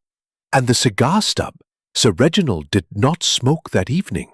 Who then was in the study with him? He produced the note signed E, holding it aloft. This note, found in a volume of Shakespeare's sonnets, suggests a meeting at 9:30 p.m. Lady Evelyn, you deny writing it, yet the initial is yours. If you did not write it, who did? Lady Evelyn's eyes filled with tears. I told you, Monsieur Poirot, it wasn't me. Someone is trying to frame me. Poirot's voice grew sharper. Frame you, madame? Or perhaps distract us? The gloves in the garden, the sketches in Monsieur Philippe's room, these are red herrings, designed to mislead. But Hercule Poirot is not so easily deceived. He turned to Victor Crane, his gaze piercing. Monsieur Crane, you were seen near the study at 9:25 p.m., yet you claimed to be in the library. You argued with Sir Reginald about a broken promise. Was this the debt mentioned in his letter to C? Crane's smile was strained. I've told you, Poirot, it was a misunderstanding. I had no reason to kill Reginald. Poirot's moustache twitched. And yet, the letter to C, it speaks of a debt, a matter of honor. Are you this C, Monsieur Crane? Crane's face reddened, but he shook his head. No, I don't know who C is. Poirot's eyes flicked to Dr. Grayson. Doctor, you are a man of medicine, yet you have debts. Did Sir Reginald know of them? Did he threaten to expose you? Kill him. The room was electric with tension, each accusation tightening the screws. Poirot paused, his eyes scanning the group. One of you is lying. The cigar stub, the lipstick, the missing watch, these are not accidents. They are the fingerprints of a murderer. And tonight I will give you a chance to confess. He produced a small object from his pocket, a pocket watch, gleaming in the lamplight. The room gasped as one. Hastings, stunned, whispered, Poirot, where did you find that? Poirot's smile was enigmatic. In a place where it was meant to be hidden, Hastings. This watch, it belonged to Sir Reginald. It was found in the room of one of you. I will not say who, not yet, but I ask the guilty party to come forward. Confess now, and the matter will be handled with discretion. The silence was deafening, the guests frozen in their seats. Lady Evelyn's tears flowed freely. Philip's face was ashen, and Mrs. Langley's prayers grew louder. Dr. Grayson's hands shook. Victor Crane's eyes darted to the door, and Clara Wentworth's composure seemed to waver for the first time. No one spoke. Poirot nodded, as if expecting this. Very well, he said. The trap is set. The guilty one will reveal themselves, for no one can hide from Hercule Poirot. We shall reconvene tomorrow, and the truth will be known. As the guests dispersed, their faces pale and strained. Hastings followed Poirot to the library. "Where did you find the watch, Poirot? You didn't tell me." Poirot's eyes twinkled. "A little deception, Hastings, to shake the tree. The watch was found by the police this morning, in a drawer in Monsieur Crane's room, but I wish to see their reactions. The guilty one, they are nervous now. They will make a mistake." Hastings' jaw dropped. "Crane? Do you think he's the murderer?" Poirot's smile was cryptic. "Perhaps, mon ami. Or perhaps he is another red herring. The truth is close, but we must be patient. The murderer is clever, but Hercule Poirot is cleverer." As the evening settled over Blackthorn Manor, the trap was set, and the stage prepared for the final act. The truth, Hastings knew, was within reach, but it would take all of Poirot's genius to seize it. Chapter 10. The Reveal. The atmosphere in Blackthorn Manor on the 6th morning was taut as a bowstring, the weight of Hercule Poirot's impending revelation pressing upon every soul within its walls. The drawing room, where the guests had been summoned once more, was bathed in the pale light of a cloudy sky, the heavy curtains framing a view of the mist-laden gardens. Captain Arthur Hastings, standing by Poirot's side, felt his heart pound with anticipation. The clues, the note signed E, the letter to C, the bloodstain To its heart. The guests sat in a tense semicircle. Lady Evelyn Harwood, her face pale and tear-streaked. Philip Harwood, his eyes dark with defiance. Mrs. Beatrice Langley, clutching her prayer book. Dr. Lionel Grayson, his geniality replaced by nervous fidgeting. Victor Crane, his smile brittle. And Clara Wentworth, her composure a fragile mask. Sergeant Brooks stood by the door, his notebook open, his expression one of grudging respect for Poirot's methods. Poirot stood before the group, his small frame radiating an almost tangible authority. His moustache was immaculate, his green eyes sharp as they swept over the suspects. "Mesdames et messieurs," he began, his voice clear and deliberate, "we have reached the moment of truth. Sir Reginald Harwood was murdered in this house, in a locked study, with a letter opener to the heart. The clues, they have been many, and the lies, they have been plentiful. But Hercule Poirot has used his little grey cells, and the truth she can no longer hide." The room was silent, every eye fixed on the detective. Hastings, his notebook clutched tightly, felt a thrill of excitement. Poirot's reveals were always a performance, a masterful unraveling of human nature. "Let us begin with the scene," Poirot said, pacing slowly. "Sir Reginald was killed between 9:20 and 9:40 p.m. The door was locked, the window open. A cigar stub, still warm, was in the ashtray. A brandy glass bore a smudge of lipstick. A pocket watch was missing. A letter to C spoke of a debt, and a note signed E requested a meeting at 9:30 p.m. Blood-stained gloves were found in the garden, and sketches of Lady Evelyn were discovered in Monsieur Philip's room. Mademoiselle Wentworth confessed to being in the study at 9:15 p.m. These are the threads of our tapestry." He paused, letting the weight of his words settle. The gloves, they were a red herring, planted to cast suspicion on Monsieur Philip. The sketches, too, were meant to suggest jealousy. But these are distractions. The true clues are the note, the letter, the cigar, the lipstick, and the watch. Poirot turned to Lady Evelyn. "Madame, you denied writing the note signed E, yet it was on your husband's stationery. You claimed to be in the drawing room, yet the footman saw you near the staircase at 9:15 p.m. Why were you there?" Lady Evelyn's tears flowed freely. I went to speak to Reginald, but I didn't go in. I changed my mind and returned to the drawing room." Poirot's eyes narrowed. "And yet the note suggests a meeting. If not you, who wrote it?" He turned to Clara Wentworth. "Mademoiselle, you were in the study at night." Poirot nodded, his gaze shifting to Victor Crane. "Monsieur Crane, You were seen near the study at 9:25 p.m., despite claiming to be in the library. The letter to C, was it to you? Did Sir Reginald demand repayment of a debt? Crane's face reddened. I've told you I don't know about any letter. I was near the staircase, yes, but only for a cigarette. Poirot's moustache twitched. A cigarette, you say? But the cigar stub in the study was Cuban, of fine quality. Sir Reginald did not smoke that evening. Who then smoked the cigar? He paused, letting the question hang in the air. Then, with a dramatic flourish, he produced the pocket watch from his pocket.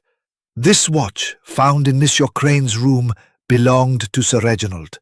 Why was it there? Crane's eyes widened. I didn't take it. Someone must have planted it.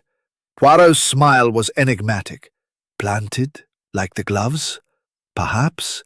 But let us consider the sequence of events. Mademoiselle Wentworth left the study at 9:15 p.m., locking the door. Someone entered after her through the window and killed Sir Reginald. The cigar stub suggests a visitor, the lipstick a woman, or a clever disguise. The watch was taken, perhaps as a trophy, perhaps to mislead. He turned to the group, his voice rising.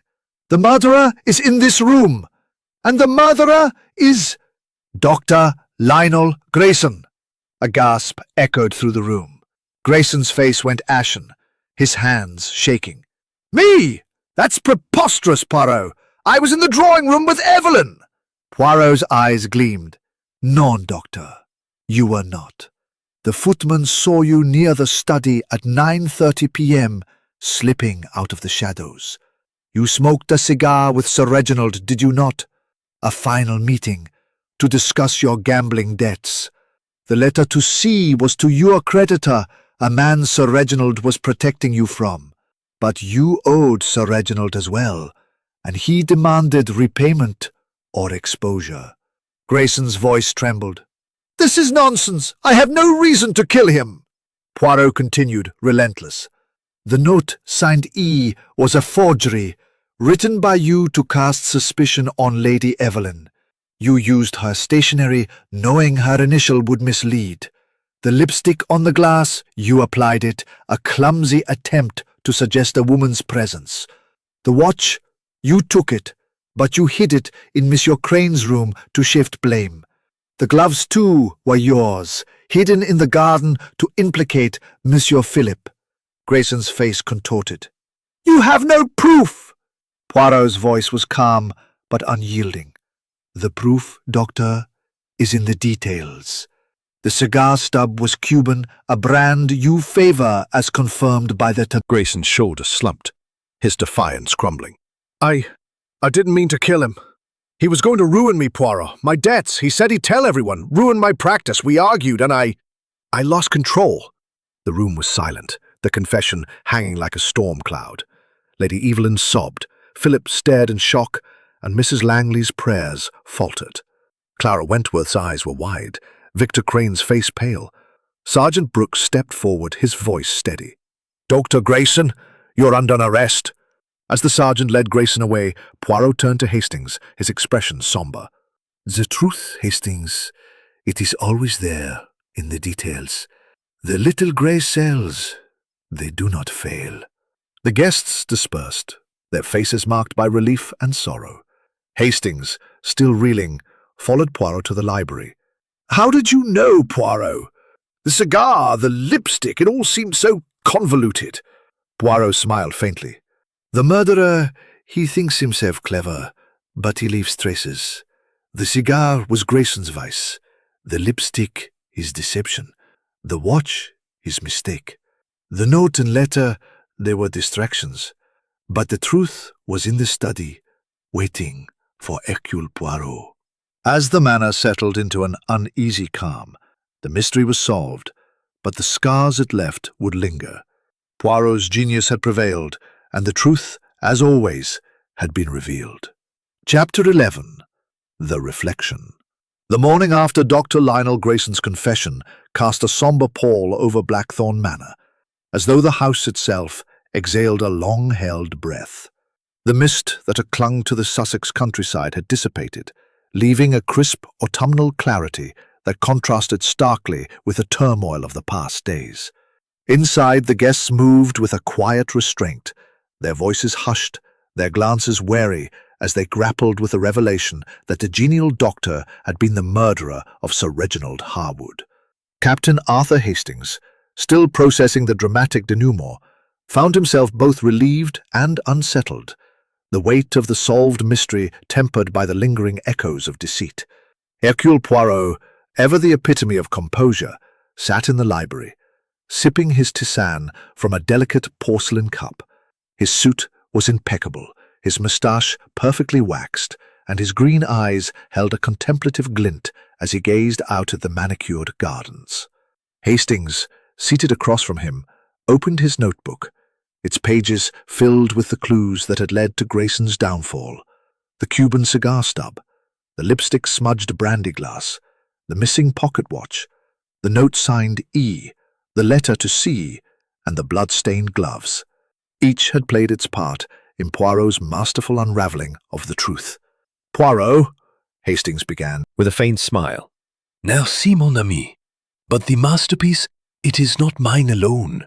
The truth she paints herself, if one knows where to look.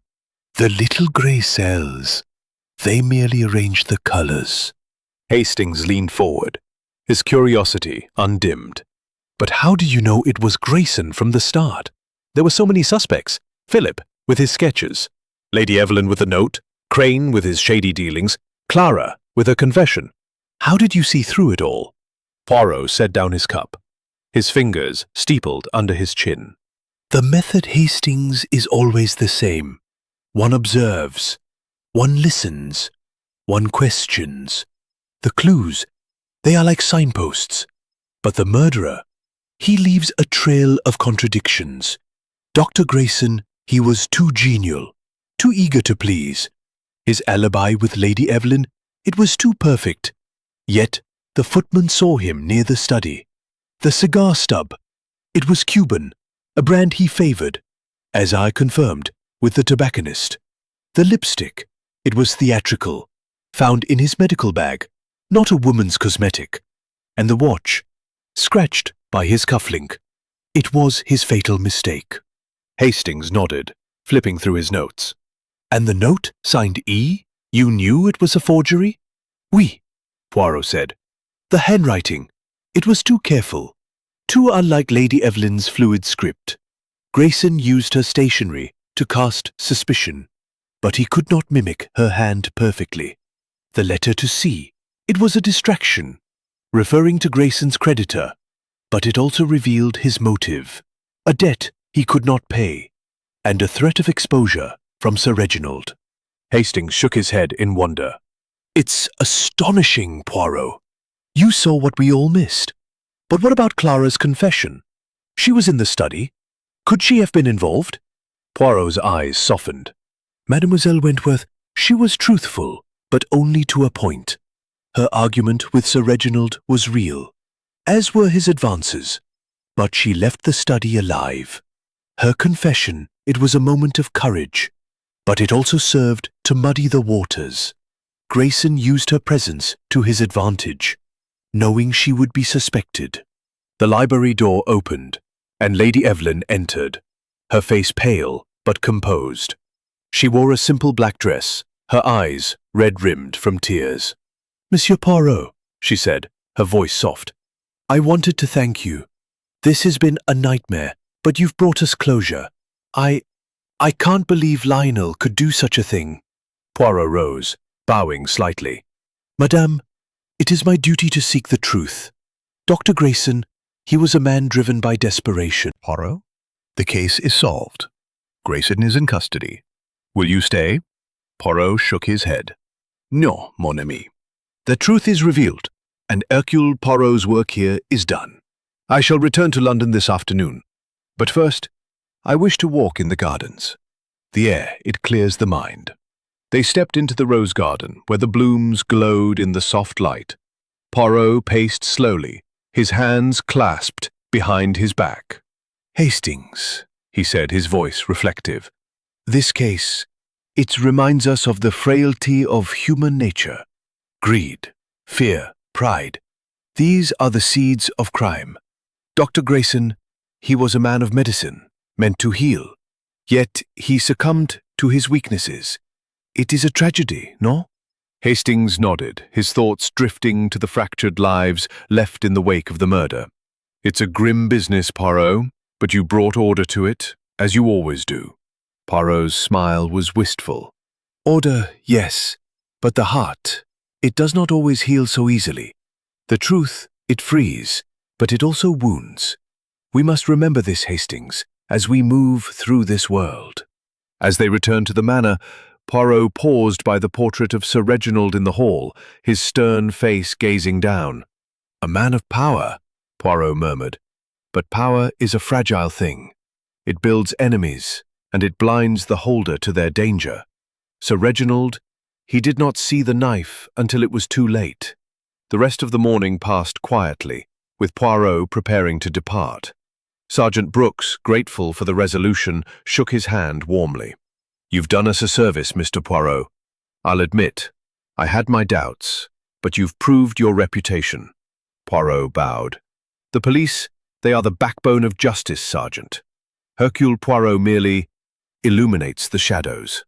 As the car arrived to take Poirot and Hastings back to London, the remaining guests gathered to bid them farewell. Philip, his anger softened by the truth, offered a curt nod. Mrs. Langley, her prayers quieter now, thanked Poirot stiffly. Clara Wentworth, her composure restored, met his gaze with a look of gratitude. Victor Crane, his charm subdued, shook Poirot's hand with a forced smile. Lady Evelyn lingered at the door, her voice barely a whisper. Monsieur Poirot, will you return? Poirot's eyes twinkled. If the truth calls, madam, Hercule Poirot will answer. But for now, I leave you to heal. The car rolled down the gravel drive, Blackthorn Manor fading into the distance. Hastings, glancing at his friend, saw a rare moment of introspection in Poirot's expression. You're quiet, Poirot, he said. Are you satisfied with the outcome? Poirot's gaze exposed. Poirot's genius had triumphed, but the cost of truth was a heavy one. Blackthorn Manor, with its secrets and shadows, would remain a memory, a testament to the power of the little grey cells and the fragility of the human soul. Chapter 12. The Aftermath. The departure of Hercule Poirot and Captain Arthur Hastings from Blackthorn Manor left a void in the grand estate, as though the resolution of Sir Reginald Harwood's murder had drained the house of its restless energy. The sun, now high in the sky, bathed the Sussex countryside in a golden glow. But within the manor's walls, the atmosphere remained one of quiet disarray. The guests, no longer bound by the immediate threat of suspicion, moved through the day with a tentative unease, their lives irrevocably altered by the truth Poirot had uncovered. Hastings, though back in London with Poirot, could not shake the images of Blackthorn Manor from his mind. The blood-stained study, the cigar stub, the lipstick-smudged glass, the missing pocket watch, all had been pieces of a puzzle that Poirot had assembled with his characteristic brilliance. Yet, as the train rattled towards the city, Hastings found himself reflecting not on the clues, but on the human cost of the crime. Dr. Lionel Grayson, the genial physician, now sat in a cell, his life unraveling under the weight of his confession. The Harwood family, fractured by secrets and resentment, faced an uncertain future. Poirot, seated across from Hastings in their first-class compartment, was unusually subdued. His eyes fixed on the passing fields, his hands, always so precise, rested idly on his lap, and his moustache, though still impeccably waxed, seemed to lack its usual jaunty tilt. Hastings, sensing his friend's mood, ventured a question. Poirot, you've been awfully quiet. The case is solved. Grayson is in custody, yet you seem unsettled.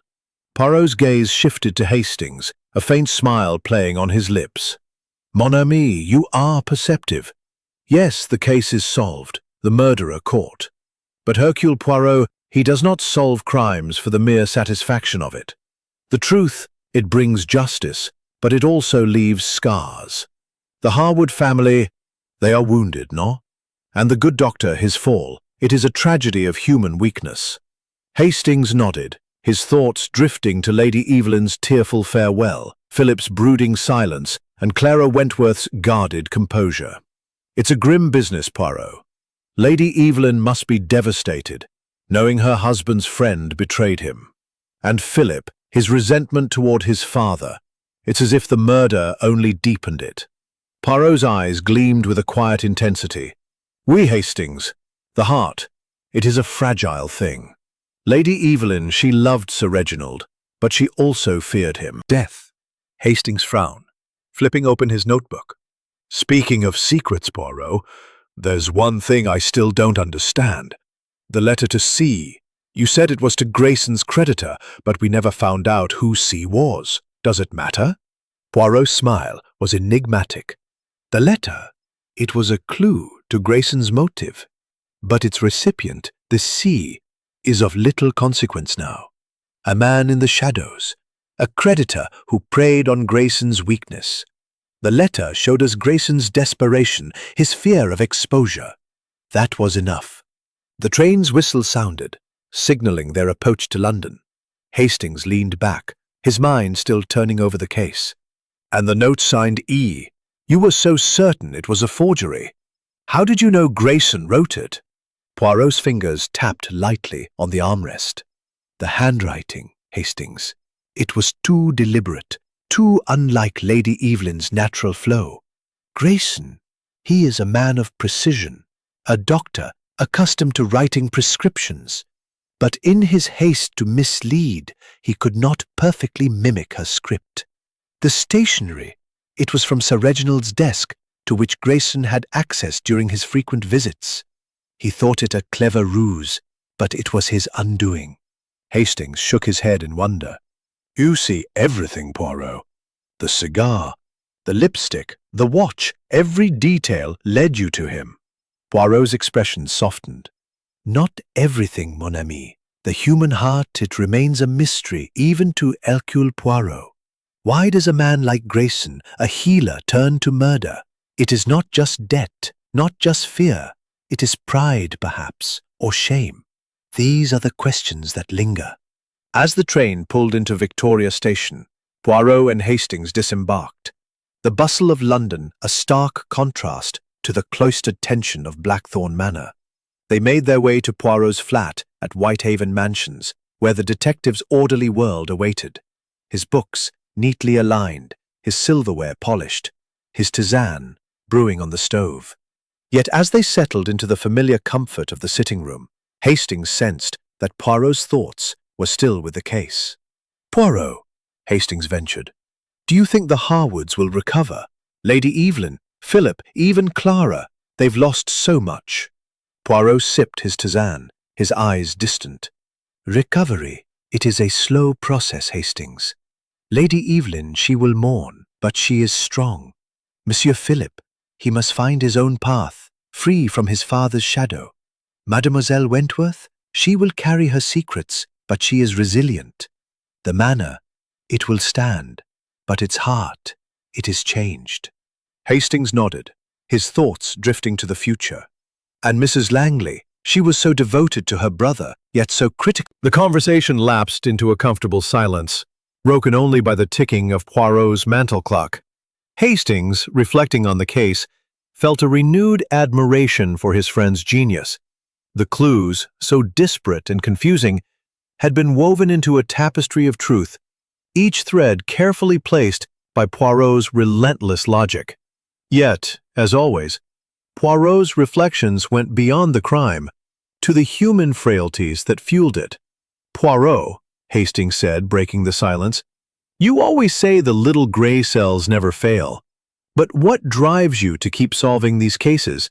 The tragedy, the deceit, it must weigh on you. Poirot's eyes met his, a rare vulnerability flickering within them. The truth, Hastings, it is my purpose. To bring order to chaos, to shine light into darkness. The weight, it is heavy, yes, but it is also what gives meaning. Without the truth, we are lost. As evening fell over London, Poirot rose, adjusting his tie with a practiced hand. "Come, mon ami," he said, his voice lighter now. "We shall dine at the Ritz, and for one night, we shall leave Blackthorn Manor behind. The little grey cells, they deserve a rest." Hastings smiled, following his friend out into the bustling city. The case was closed, the murderer caught, but the lessons of Blackthorn Manor would linger, a reminder of the delicate balance between justice and compassion, and the enduring power of Poirot's little grey cells. The return to London had not entirely dispelled the lingering unease that clung to Captain Arthur Hastings after the resolution of the Blackthorn Manor murder. The rhythm of the city, its clattering trams, bustling crowds, and the distant chime of Big Ben felt oddly dissonant compared to the oppressive silence of the Sussex estate. Yet, as he sat in Hercule Poirot's impeccably ordered sitting room at Whitehaven Mansions, Hastings found his thoughts drawn back to the case, to the faces of the suspects, and to the subtle undercurrents that Poirot's revelation had left unresolved. Poirot, seated at his desk, was engrossed in arranging a stack of correspondence with the precision of a jeweler setting gems. His tisane steamed gently beside him, and the faint scent of lavender polish filled the air, a testament to his insistence on order in all things. Hastings, flipping through his notebook, felt a nagging sense that the case, though solved, had left threads dangling, questions that Poirot's brilliance had answered, but not entirely laid to rest. "Poirot," Hastings began, his voice tentative, "I know Grayson confessed, and the evidence was airtight, the cigar, the lipstick, the watch, but something still bothers me. The letter to C, the note signed E, they felt so deliberate, so designed to mislead. Could Grayson really have been that cunning?" Poirot paused, his pen hovering over Mustache. "Mon ami, you are troubled, no? The mind, it seeks certainty, but the heart, it senses shadows. Dr. Grayson, he was cunning, yes, but not a mastermind. His plan, it was born of desperation, not genius. The note, the letter, these were clumsy attempts to confuse, to point fingers at others. But Hercule Poirot, he sees through such ruses." Hastings frowned, his finger tracing the timeline in his notebook. "But the letter to C, you said it was to his creditor. Why didn't we pursue that further? Could there be someone else involved? Someone outside the manor?" Poirot set down his pen, his expression thoughtful. "The creditor, Hastings. He is a shadow figure, a man who exists only in the background of Grayson's ruin. The letter was not sent, and its purpose was to reveal Grayson's motive, his fear of exposure. To pursue this C would be to chase a phantom when the murderer is already caught. The truth, it is in the study, not in some distant creditor's ledger." Hastings nodded, though his unease persisted.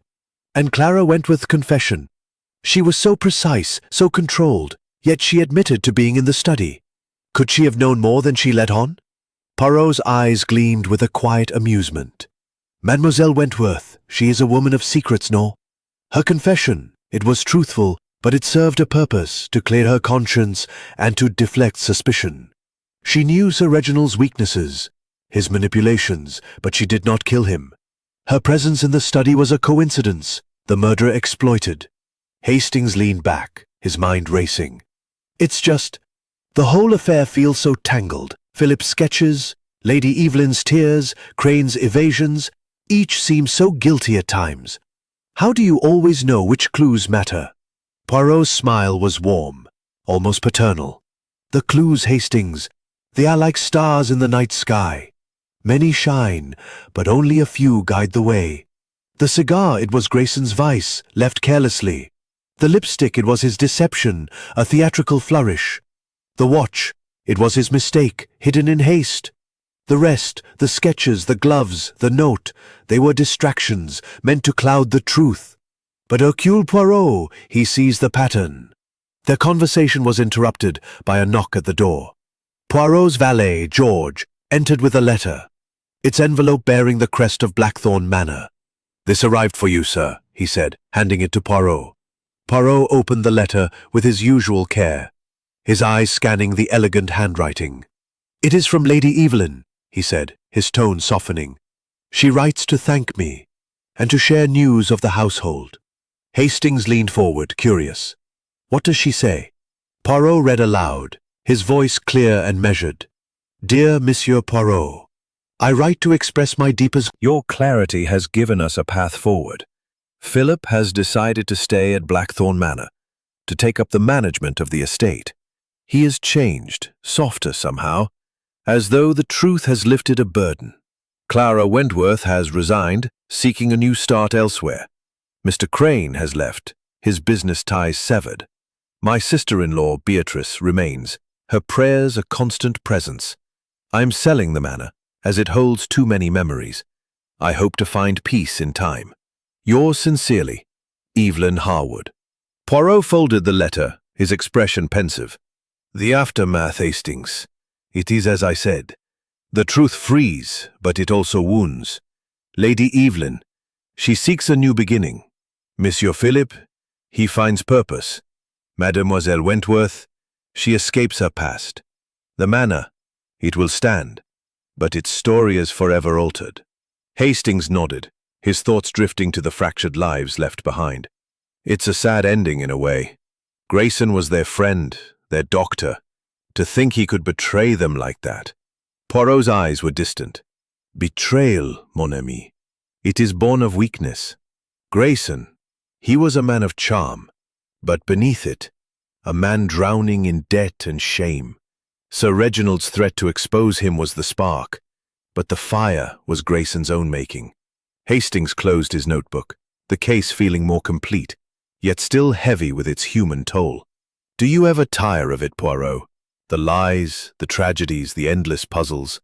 Poirot's smile was wistful. Tire, Hastings? No. The puzzles, they are my purpose. To bring order to chaos, to find justice in deceit. It is what drives Hercule Poirot. But the heart, it feels the weight. That is why I have you, mon ami, to remind me of the human side. The day passed quietly, with Poirot returning to his correspondence and Hastings reflecting on the case. The letter from Lady Evelyn had brought a sense of closure, but it also underscored the fragility of the lives touched by murder. Blackthorn Manor, with its grand halls and hidden secrets, would fade into memory, but the lessons of the case, about trust, betrayal, and the relentless pursuit of truth, would remain. As evening fell, Poirot suggested a walk along the Thames, a rare moment of leisure for the fastidious detective. The city lights reflected on the water, and the air was crisp with the promise of autumn. Hastings, walking beside his friend, felt a renewed admiration for Poirot's genius, but also a deeper understanding of the man behind it. A man who saw not just the clues, but the human stories they revealed. The truth, Hastings, Poirot said, pausing by the river. It is like the water before us. It flows, it changes, but it is always there. Little grey cells, they never rest. As they continued their walk, the shadows of Blackthorn Manor receded, but the echoes of its secrets lingered, a testament to the enduring power of truth and the man who sought it. Chapter 14. The Unseen Motives. The days following the resolution of the Blackthorn Manor murder case settled into a quiet rhythm for Captain Arthur Hastings, yet the echoes of the investigation lingered like a persistent melody. Back in the orderly confines of Hercule Poirot's London flat at Whitehaven Mansions, the contrast between the bustling city and the cloistered tension of the Sussex estate was stark. Hastings, seated by the window with a cup of tea, found his thoughts drifting to the intricate web of motives and deceptions that Poirot had so masterfully unravelled. The cigar stub, the lipstick-smudged glass, the missing pocket watch, the note signed E, the letter to C. Each had played its part, yet Hastings sensed there were layers to the case that Poirot had not fully explored, perhaps deliberately. Poirot, as always, was a study in precision, arranging his morning correspondence with the care of an artist. His tisane sat steaming on the desk, and the faint scent of lavender polish filled the room, a testament to his unyielding need for order. Yet there was a subtle shift in his demeanour, a quiet pensiveness that Hastings, after years of friendship, recognized as the aftermath of a case that had touched the detective's heart. "Poirot," Hastings ventured, setting down his cup. "I've been thinking about Blackthorn Manor. Grayson's confession tied up the loose ends, but there's something that nags at me. The motives. Everyone had one, didn't they? Lady Evelyn's strained marriage, Philip's resentment, Clara's fear of losing her position. Even Mrs. Langley's disapproval seemed like it could have boiled over. How do you decide which motive matters most?" Poirot paused, his pen hovering over a letter. His green eyes met Hastings', a faint smile softening his features. "Mon ami, you ask a question that goes to the heart of detection. Motives, they are like threads in a tapestry, each one vibrant, each one tempting. But the true motive, it is the one that aligns with the facts. Dr. Grayson's desperation, his fear of ruin, it was the spark that ignited the crime. The others, their motives were real, but they were shadows, not the flame." Hastings frowned, flipping open his notebook. But what about Victor Crane? His shady dealings with Sir Reginald, the argument over a broken promise. It felt so significant at the time. Could he have played a larger role? Poirot's moustache twitched, a sign of amusement. "Monsieur Crane, he is a man of opportunism, no? His dealings were indeed questionable, and his presence near the study was suspicious. But his lies, they were Pointed to Grayson, not Crane. The letter to C. It was Grayson's creditor, not Crane himself, though Crane's ventures added to Sir Reginald's distrust. Hastings nodded, his thoughts drifting to Clara Wentworth. And Clara, her confession was so dramatic, admitting she was in the study. I thought for a moment she might be the killer, or at least complicit. Poirot's expression grew thoughtful. "Mademoiselle Wentworth, she is a woman of strength, but also of secrets. Her confession, it was a calculated risk to clear her name and to reveal Sir Reginald's manipulations. She knew more than she said, perhaps, but she did not kill. Her presence in the study was a coincidence Grayson exploited, locking the door and opening the window to suggest an outside intruder." Hastings leaned back, his mind still turning over the case. "It's remarkable, Poirot, how you saw through it all. The red herrings, the gloves, the sketches, they nearly fooled me." Poirot's smile was warm. "The red herrings, Hastings, they are the murderer's art, meant to distract. But Hercule Poirot, he looks beyond the surface. The gloves, they were Grayson's, hidden to implicate Philip. The sketches, they were a private matter used to cast suspicion on him. The note, signed E, it was Grayson's forgery, a clumsy attempt to point to Lady Evelyn. But the truth, it is in the details. The cigar, the lipstick, the watch. These, they do not lie." Their conversation was interrupted by a soft knock at the door. George, Poirot's valet, entered with a small parcel wrapped in brown paper. "This arrived from Blackthorn Manor, sir," he said, handing it to Poirot. Poirot opened the parcel with care, revealing a small, leather-bound volume. Shakespeare's Sonnets, the very book in which the note signed E had been found.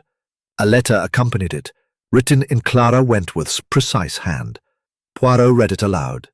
"Dear Monsieur Poirot, as I leave Blackthorn Manor for a new chapter, I thought you should have this book, a reminder of your brilliance in uncovering the truth. I kept it after the police returned it, as it holds a small piece of the story we shared. I am grateful for your justice and for your kindness. Yours sincerely, Clara Wentworth." Poirot closed the book, his fingers tracing the worn cover. "A thoughtful gesture, Hastings.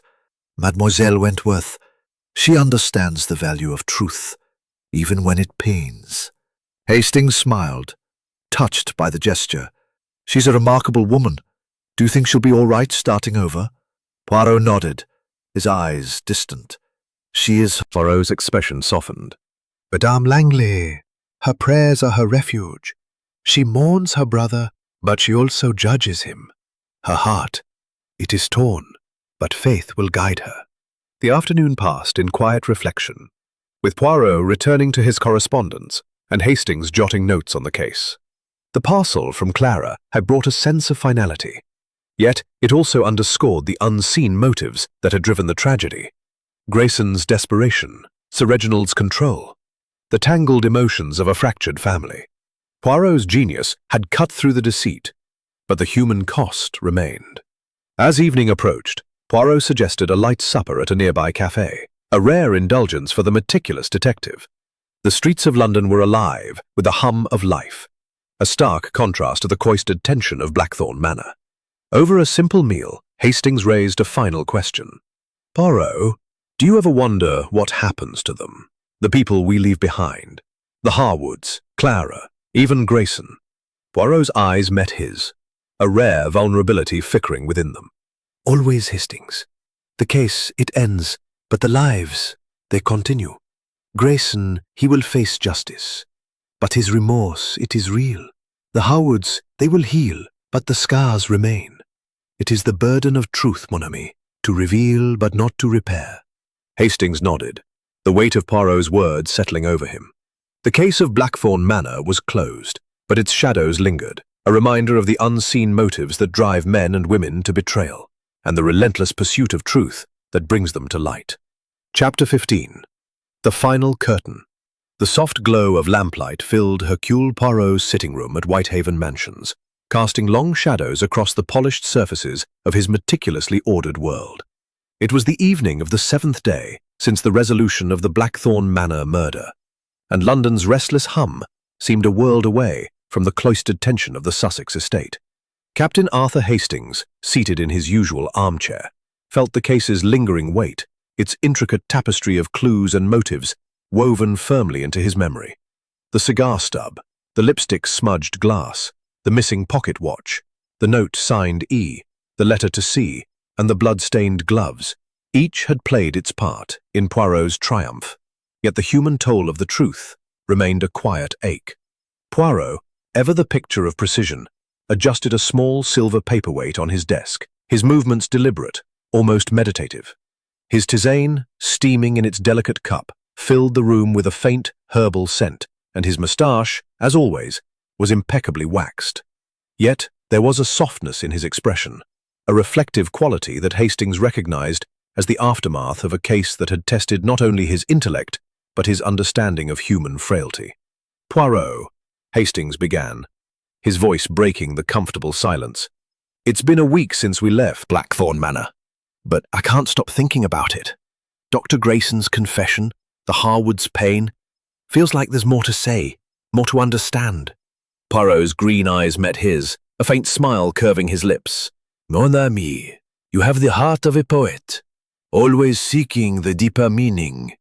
The case, it is solved, the murderer caught. But you are right.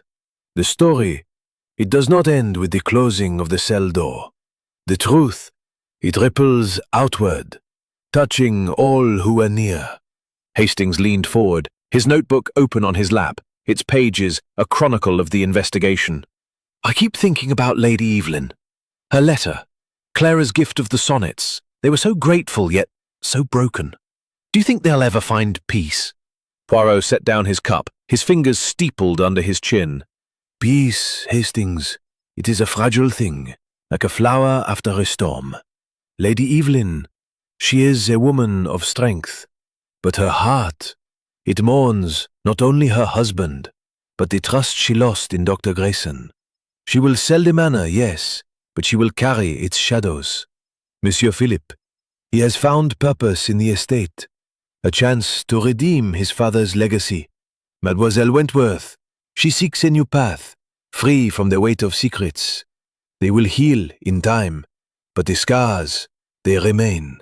Hastings nodded, his thoughts drifting to the others. And Mrs. Langley, her faith seemed so unyielding, yet she was shaken by her brother's death. And Victor Crane, he slunk away so quickly after the case was solved. Poirot's moustache twitched, a sign of amusement.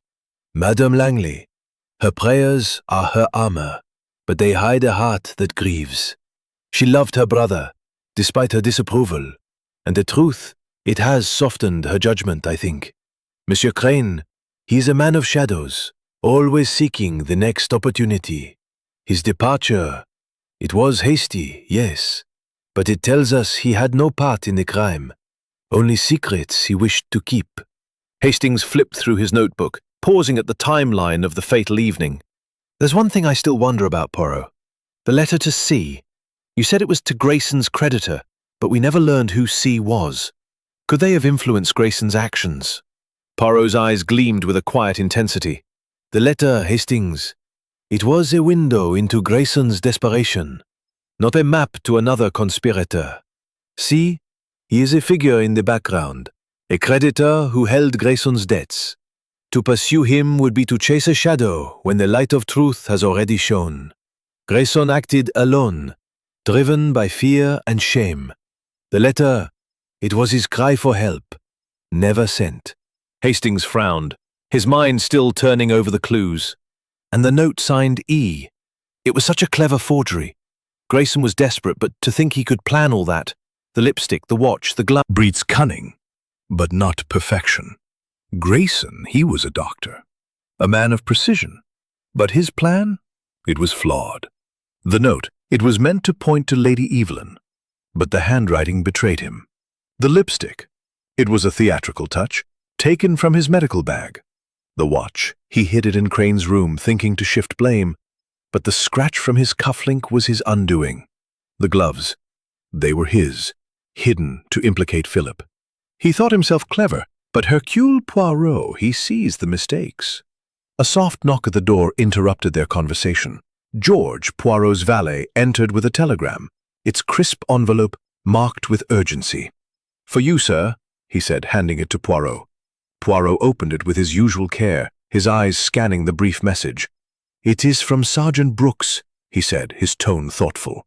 "He writes that Dr. Grayson has made a full confession to the police, detailing his actions. He confirms the cigar was his, smoked during a final confrontation with Sir Reginald. He admits to forging the note and planting the watch. The case, it is officially closed." Hastings exhaled, a weight lifting from his shoulders. "That's it then. No loose ends." Poirot's smile was wistful. "Loose ends, Hastings. They are the threads of life itself. The case is closed, yes, but the story, it continues. Grayson, he will face justice, but his remorse, it is a burden he carries alone. The Harwoods, they will rebuild, but the manor, it will never be the same." The evening deepened, the lights of London twinkling beyond the window. Poirot rose, adjusting his tie with a practiced hand. "Come, Hastings," he said, his voice lighter now. "We shall dine at Simpson's, a small reward for the little grey cells. The case, it is behind us, and the world, it moves on." As they stepped into the cool night air, Hastings felt a sense of closure, tempered by the lingering shadows of Blackthorn Manor. The case had been a puzzle of human frailty, greed, fear, betrayal, and Poirot's genius had brought clarity to its chaos. Yet, as they walked through the bustling streets, Hastings knew that the true cost of the truth lay not in the clues, but in the lives it touched. Poirot, sensing his friend's mood, placed a hand on his shoulder. "The truth, mon ami, it is a heavy burden, but it is also a gift. We have given justice to Sir Reginald, and peace to those who remain. That is enough." Hastings smiled, the weight of the case easing. "You're right, Poirot, as always." The city stretched before them, alive with possibility, and as they entered the warmth of Simpson's, the shadows of Blackthorn Manor faded, replaced by the quiet certainty of Poirot's enduring quest for truth. The final curtain had fallen, but the stage of life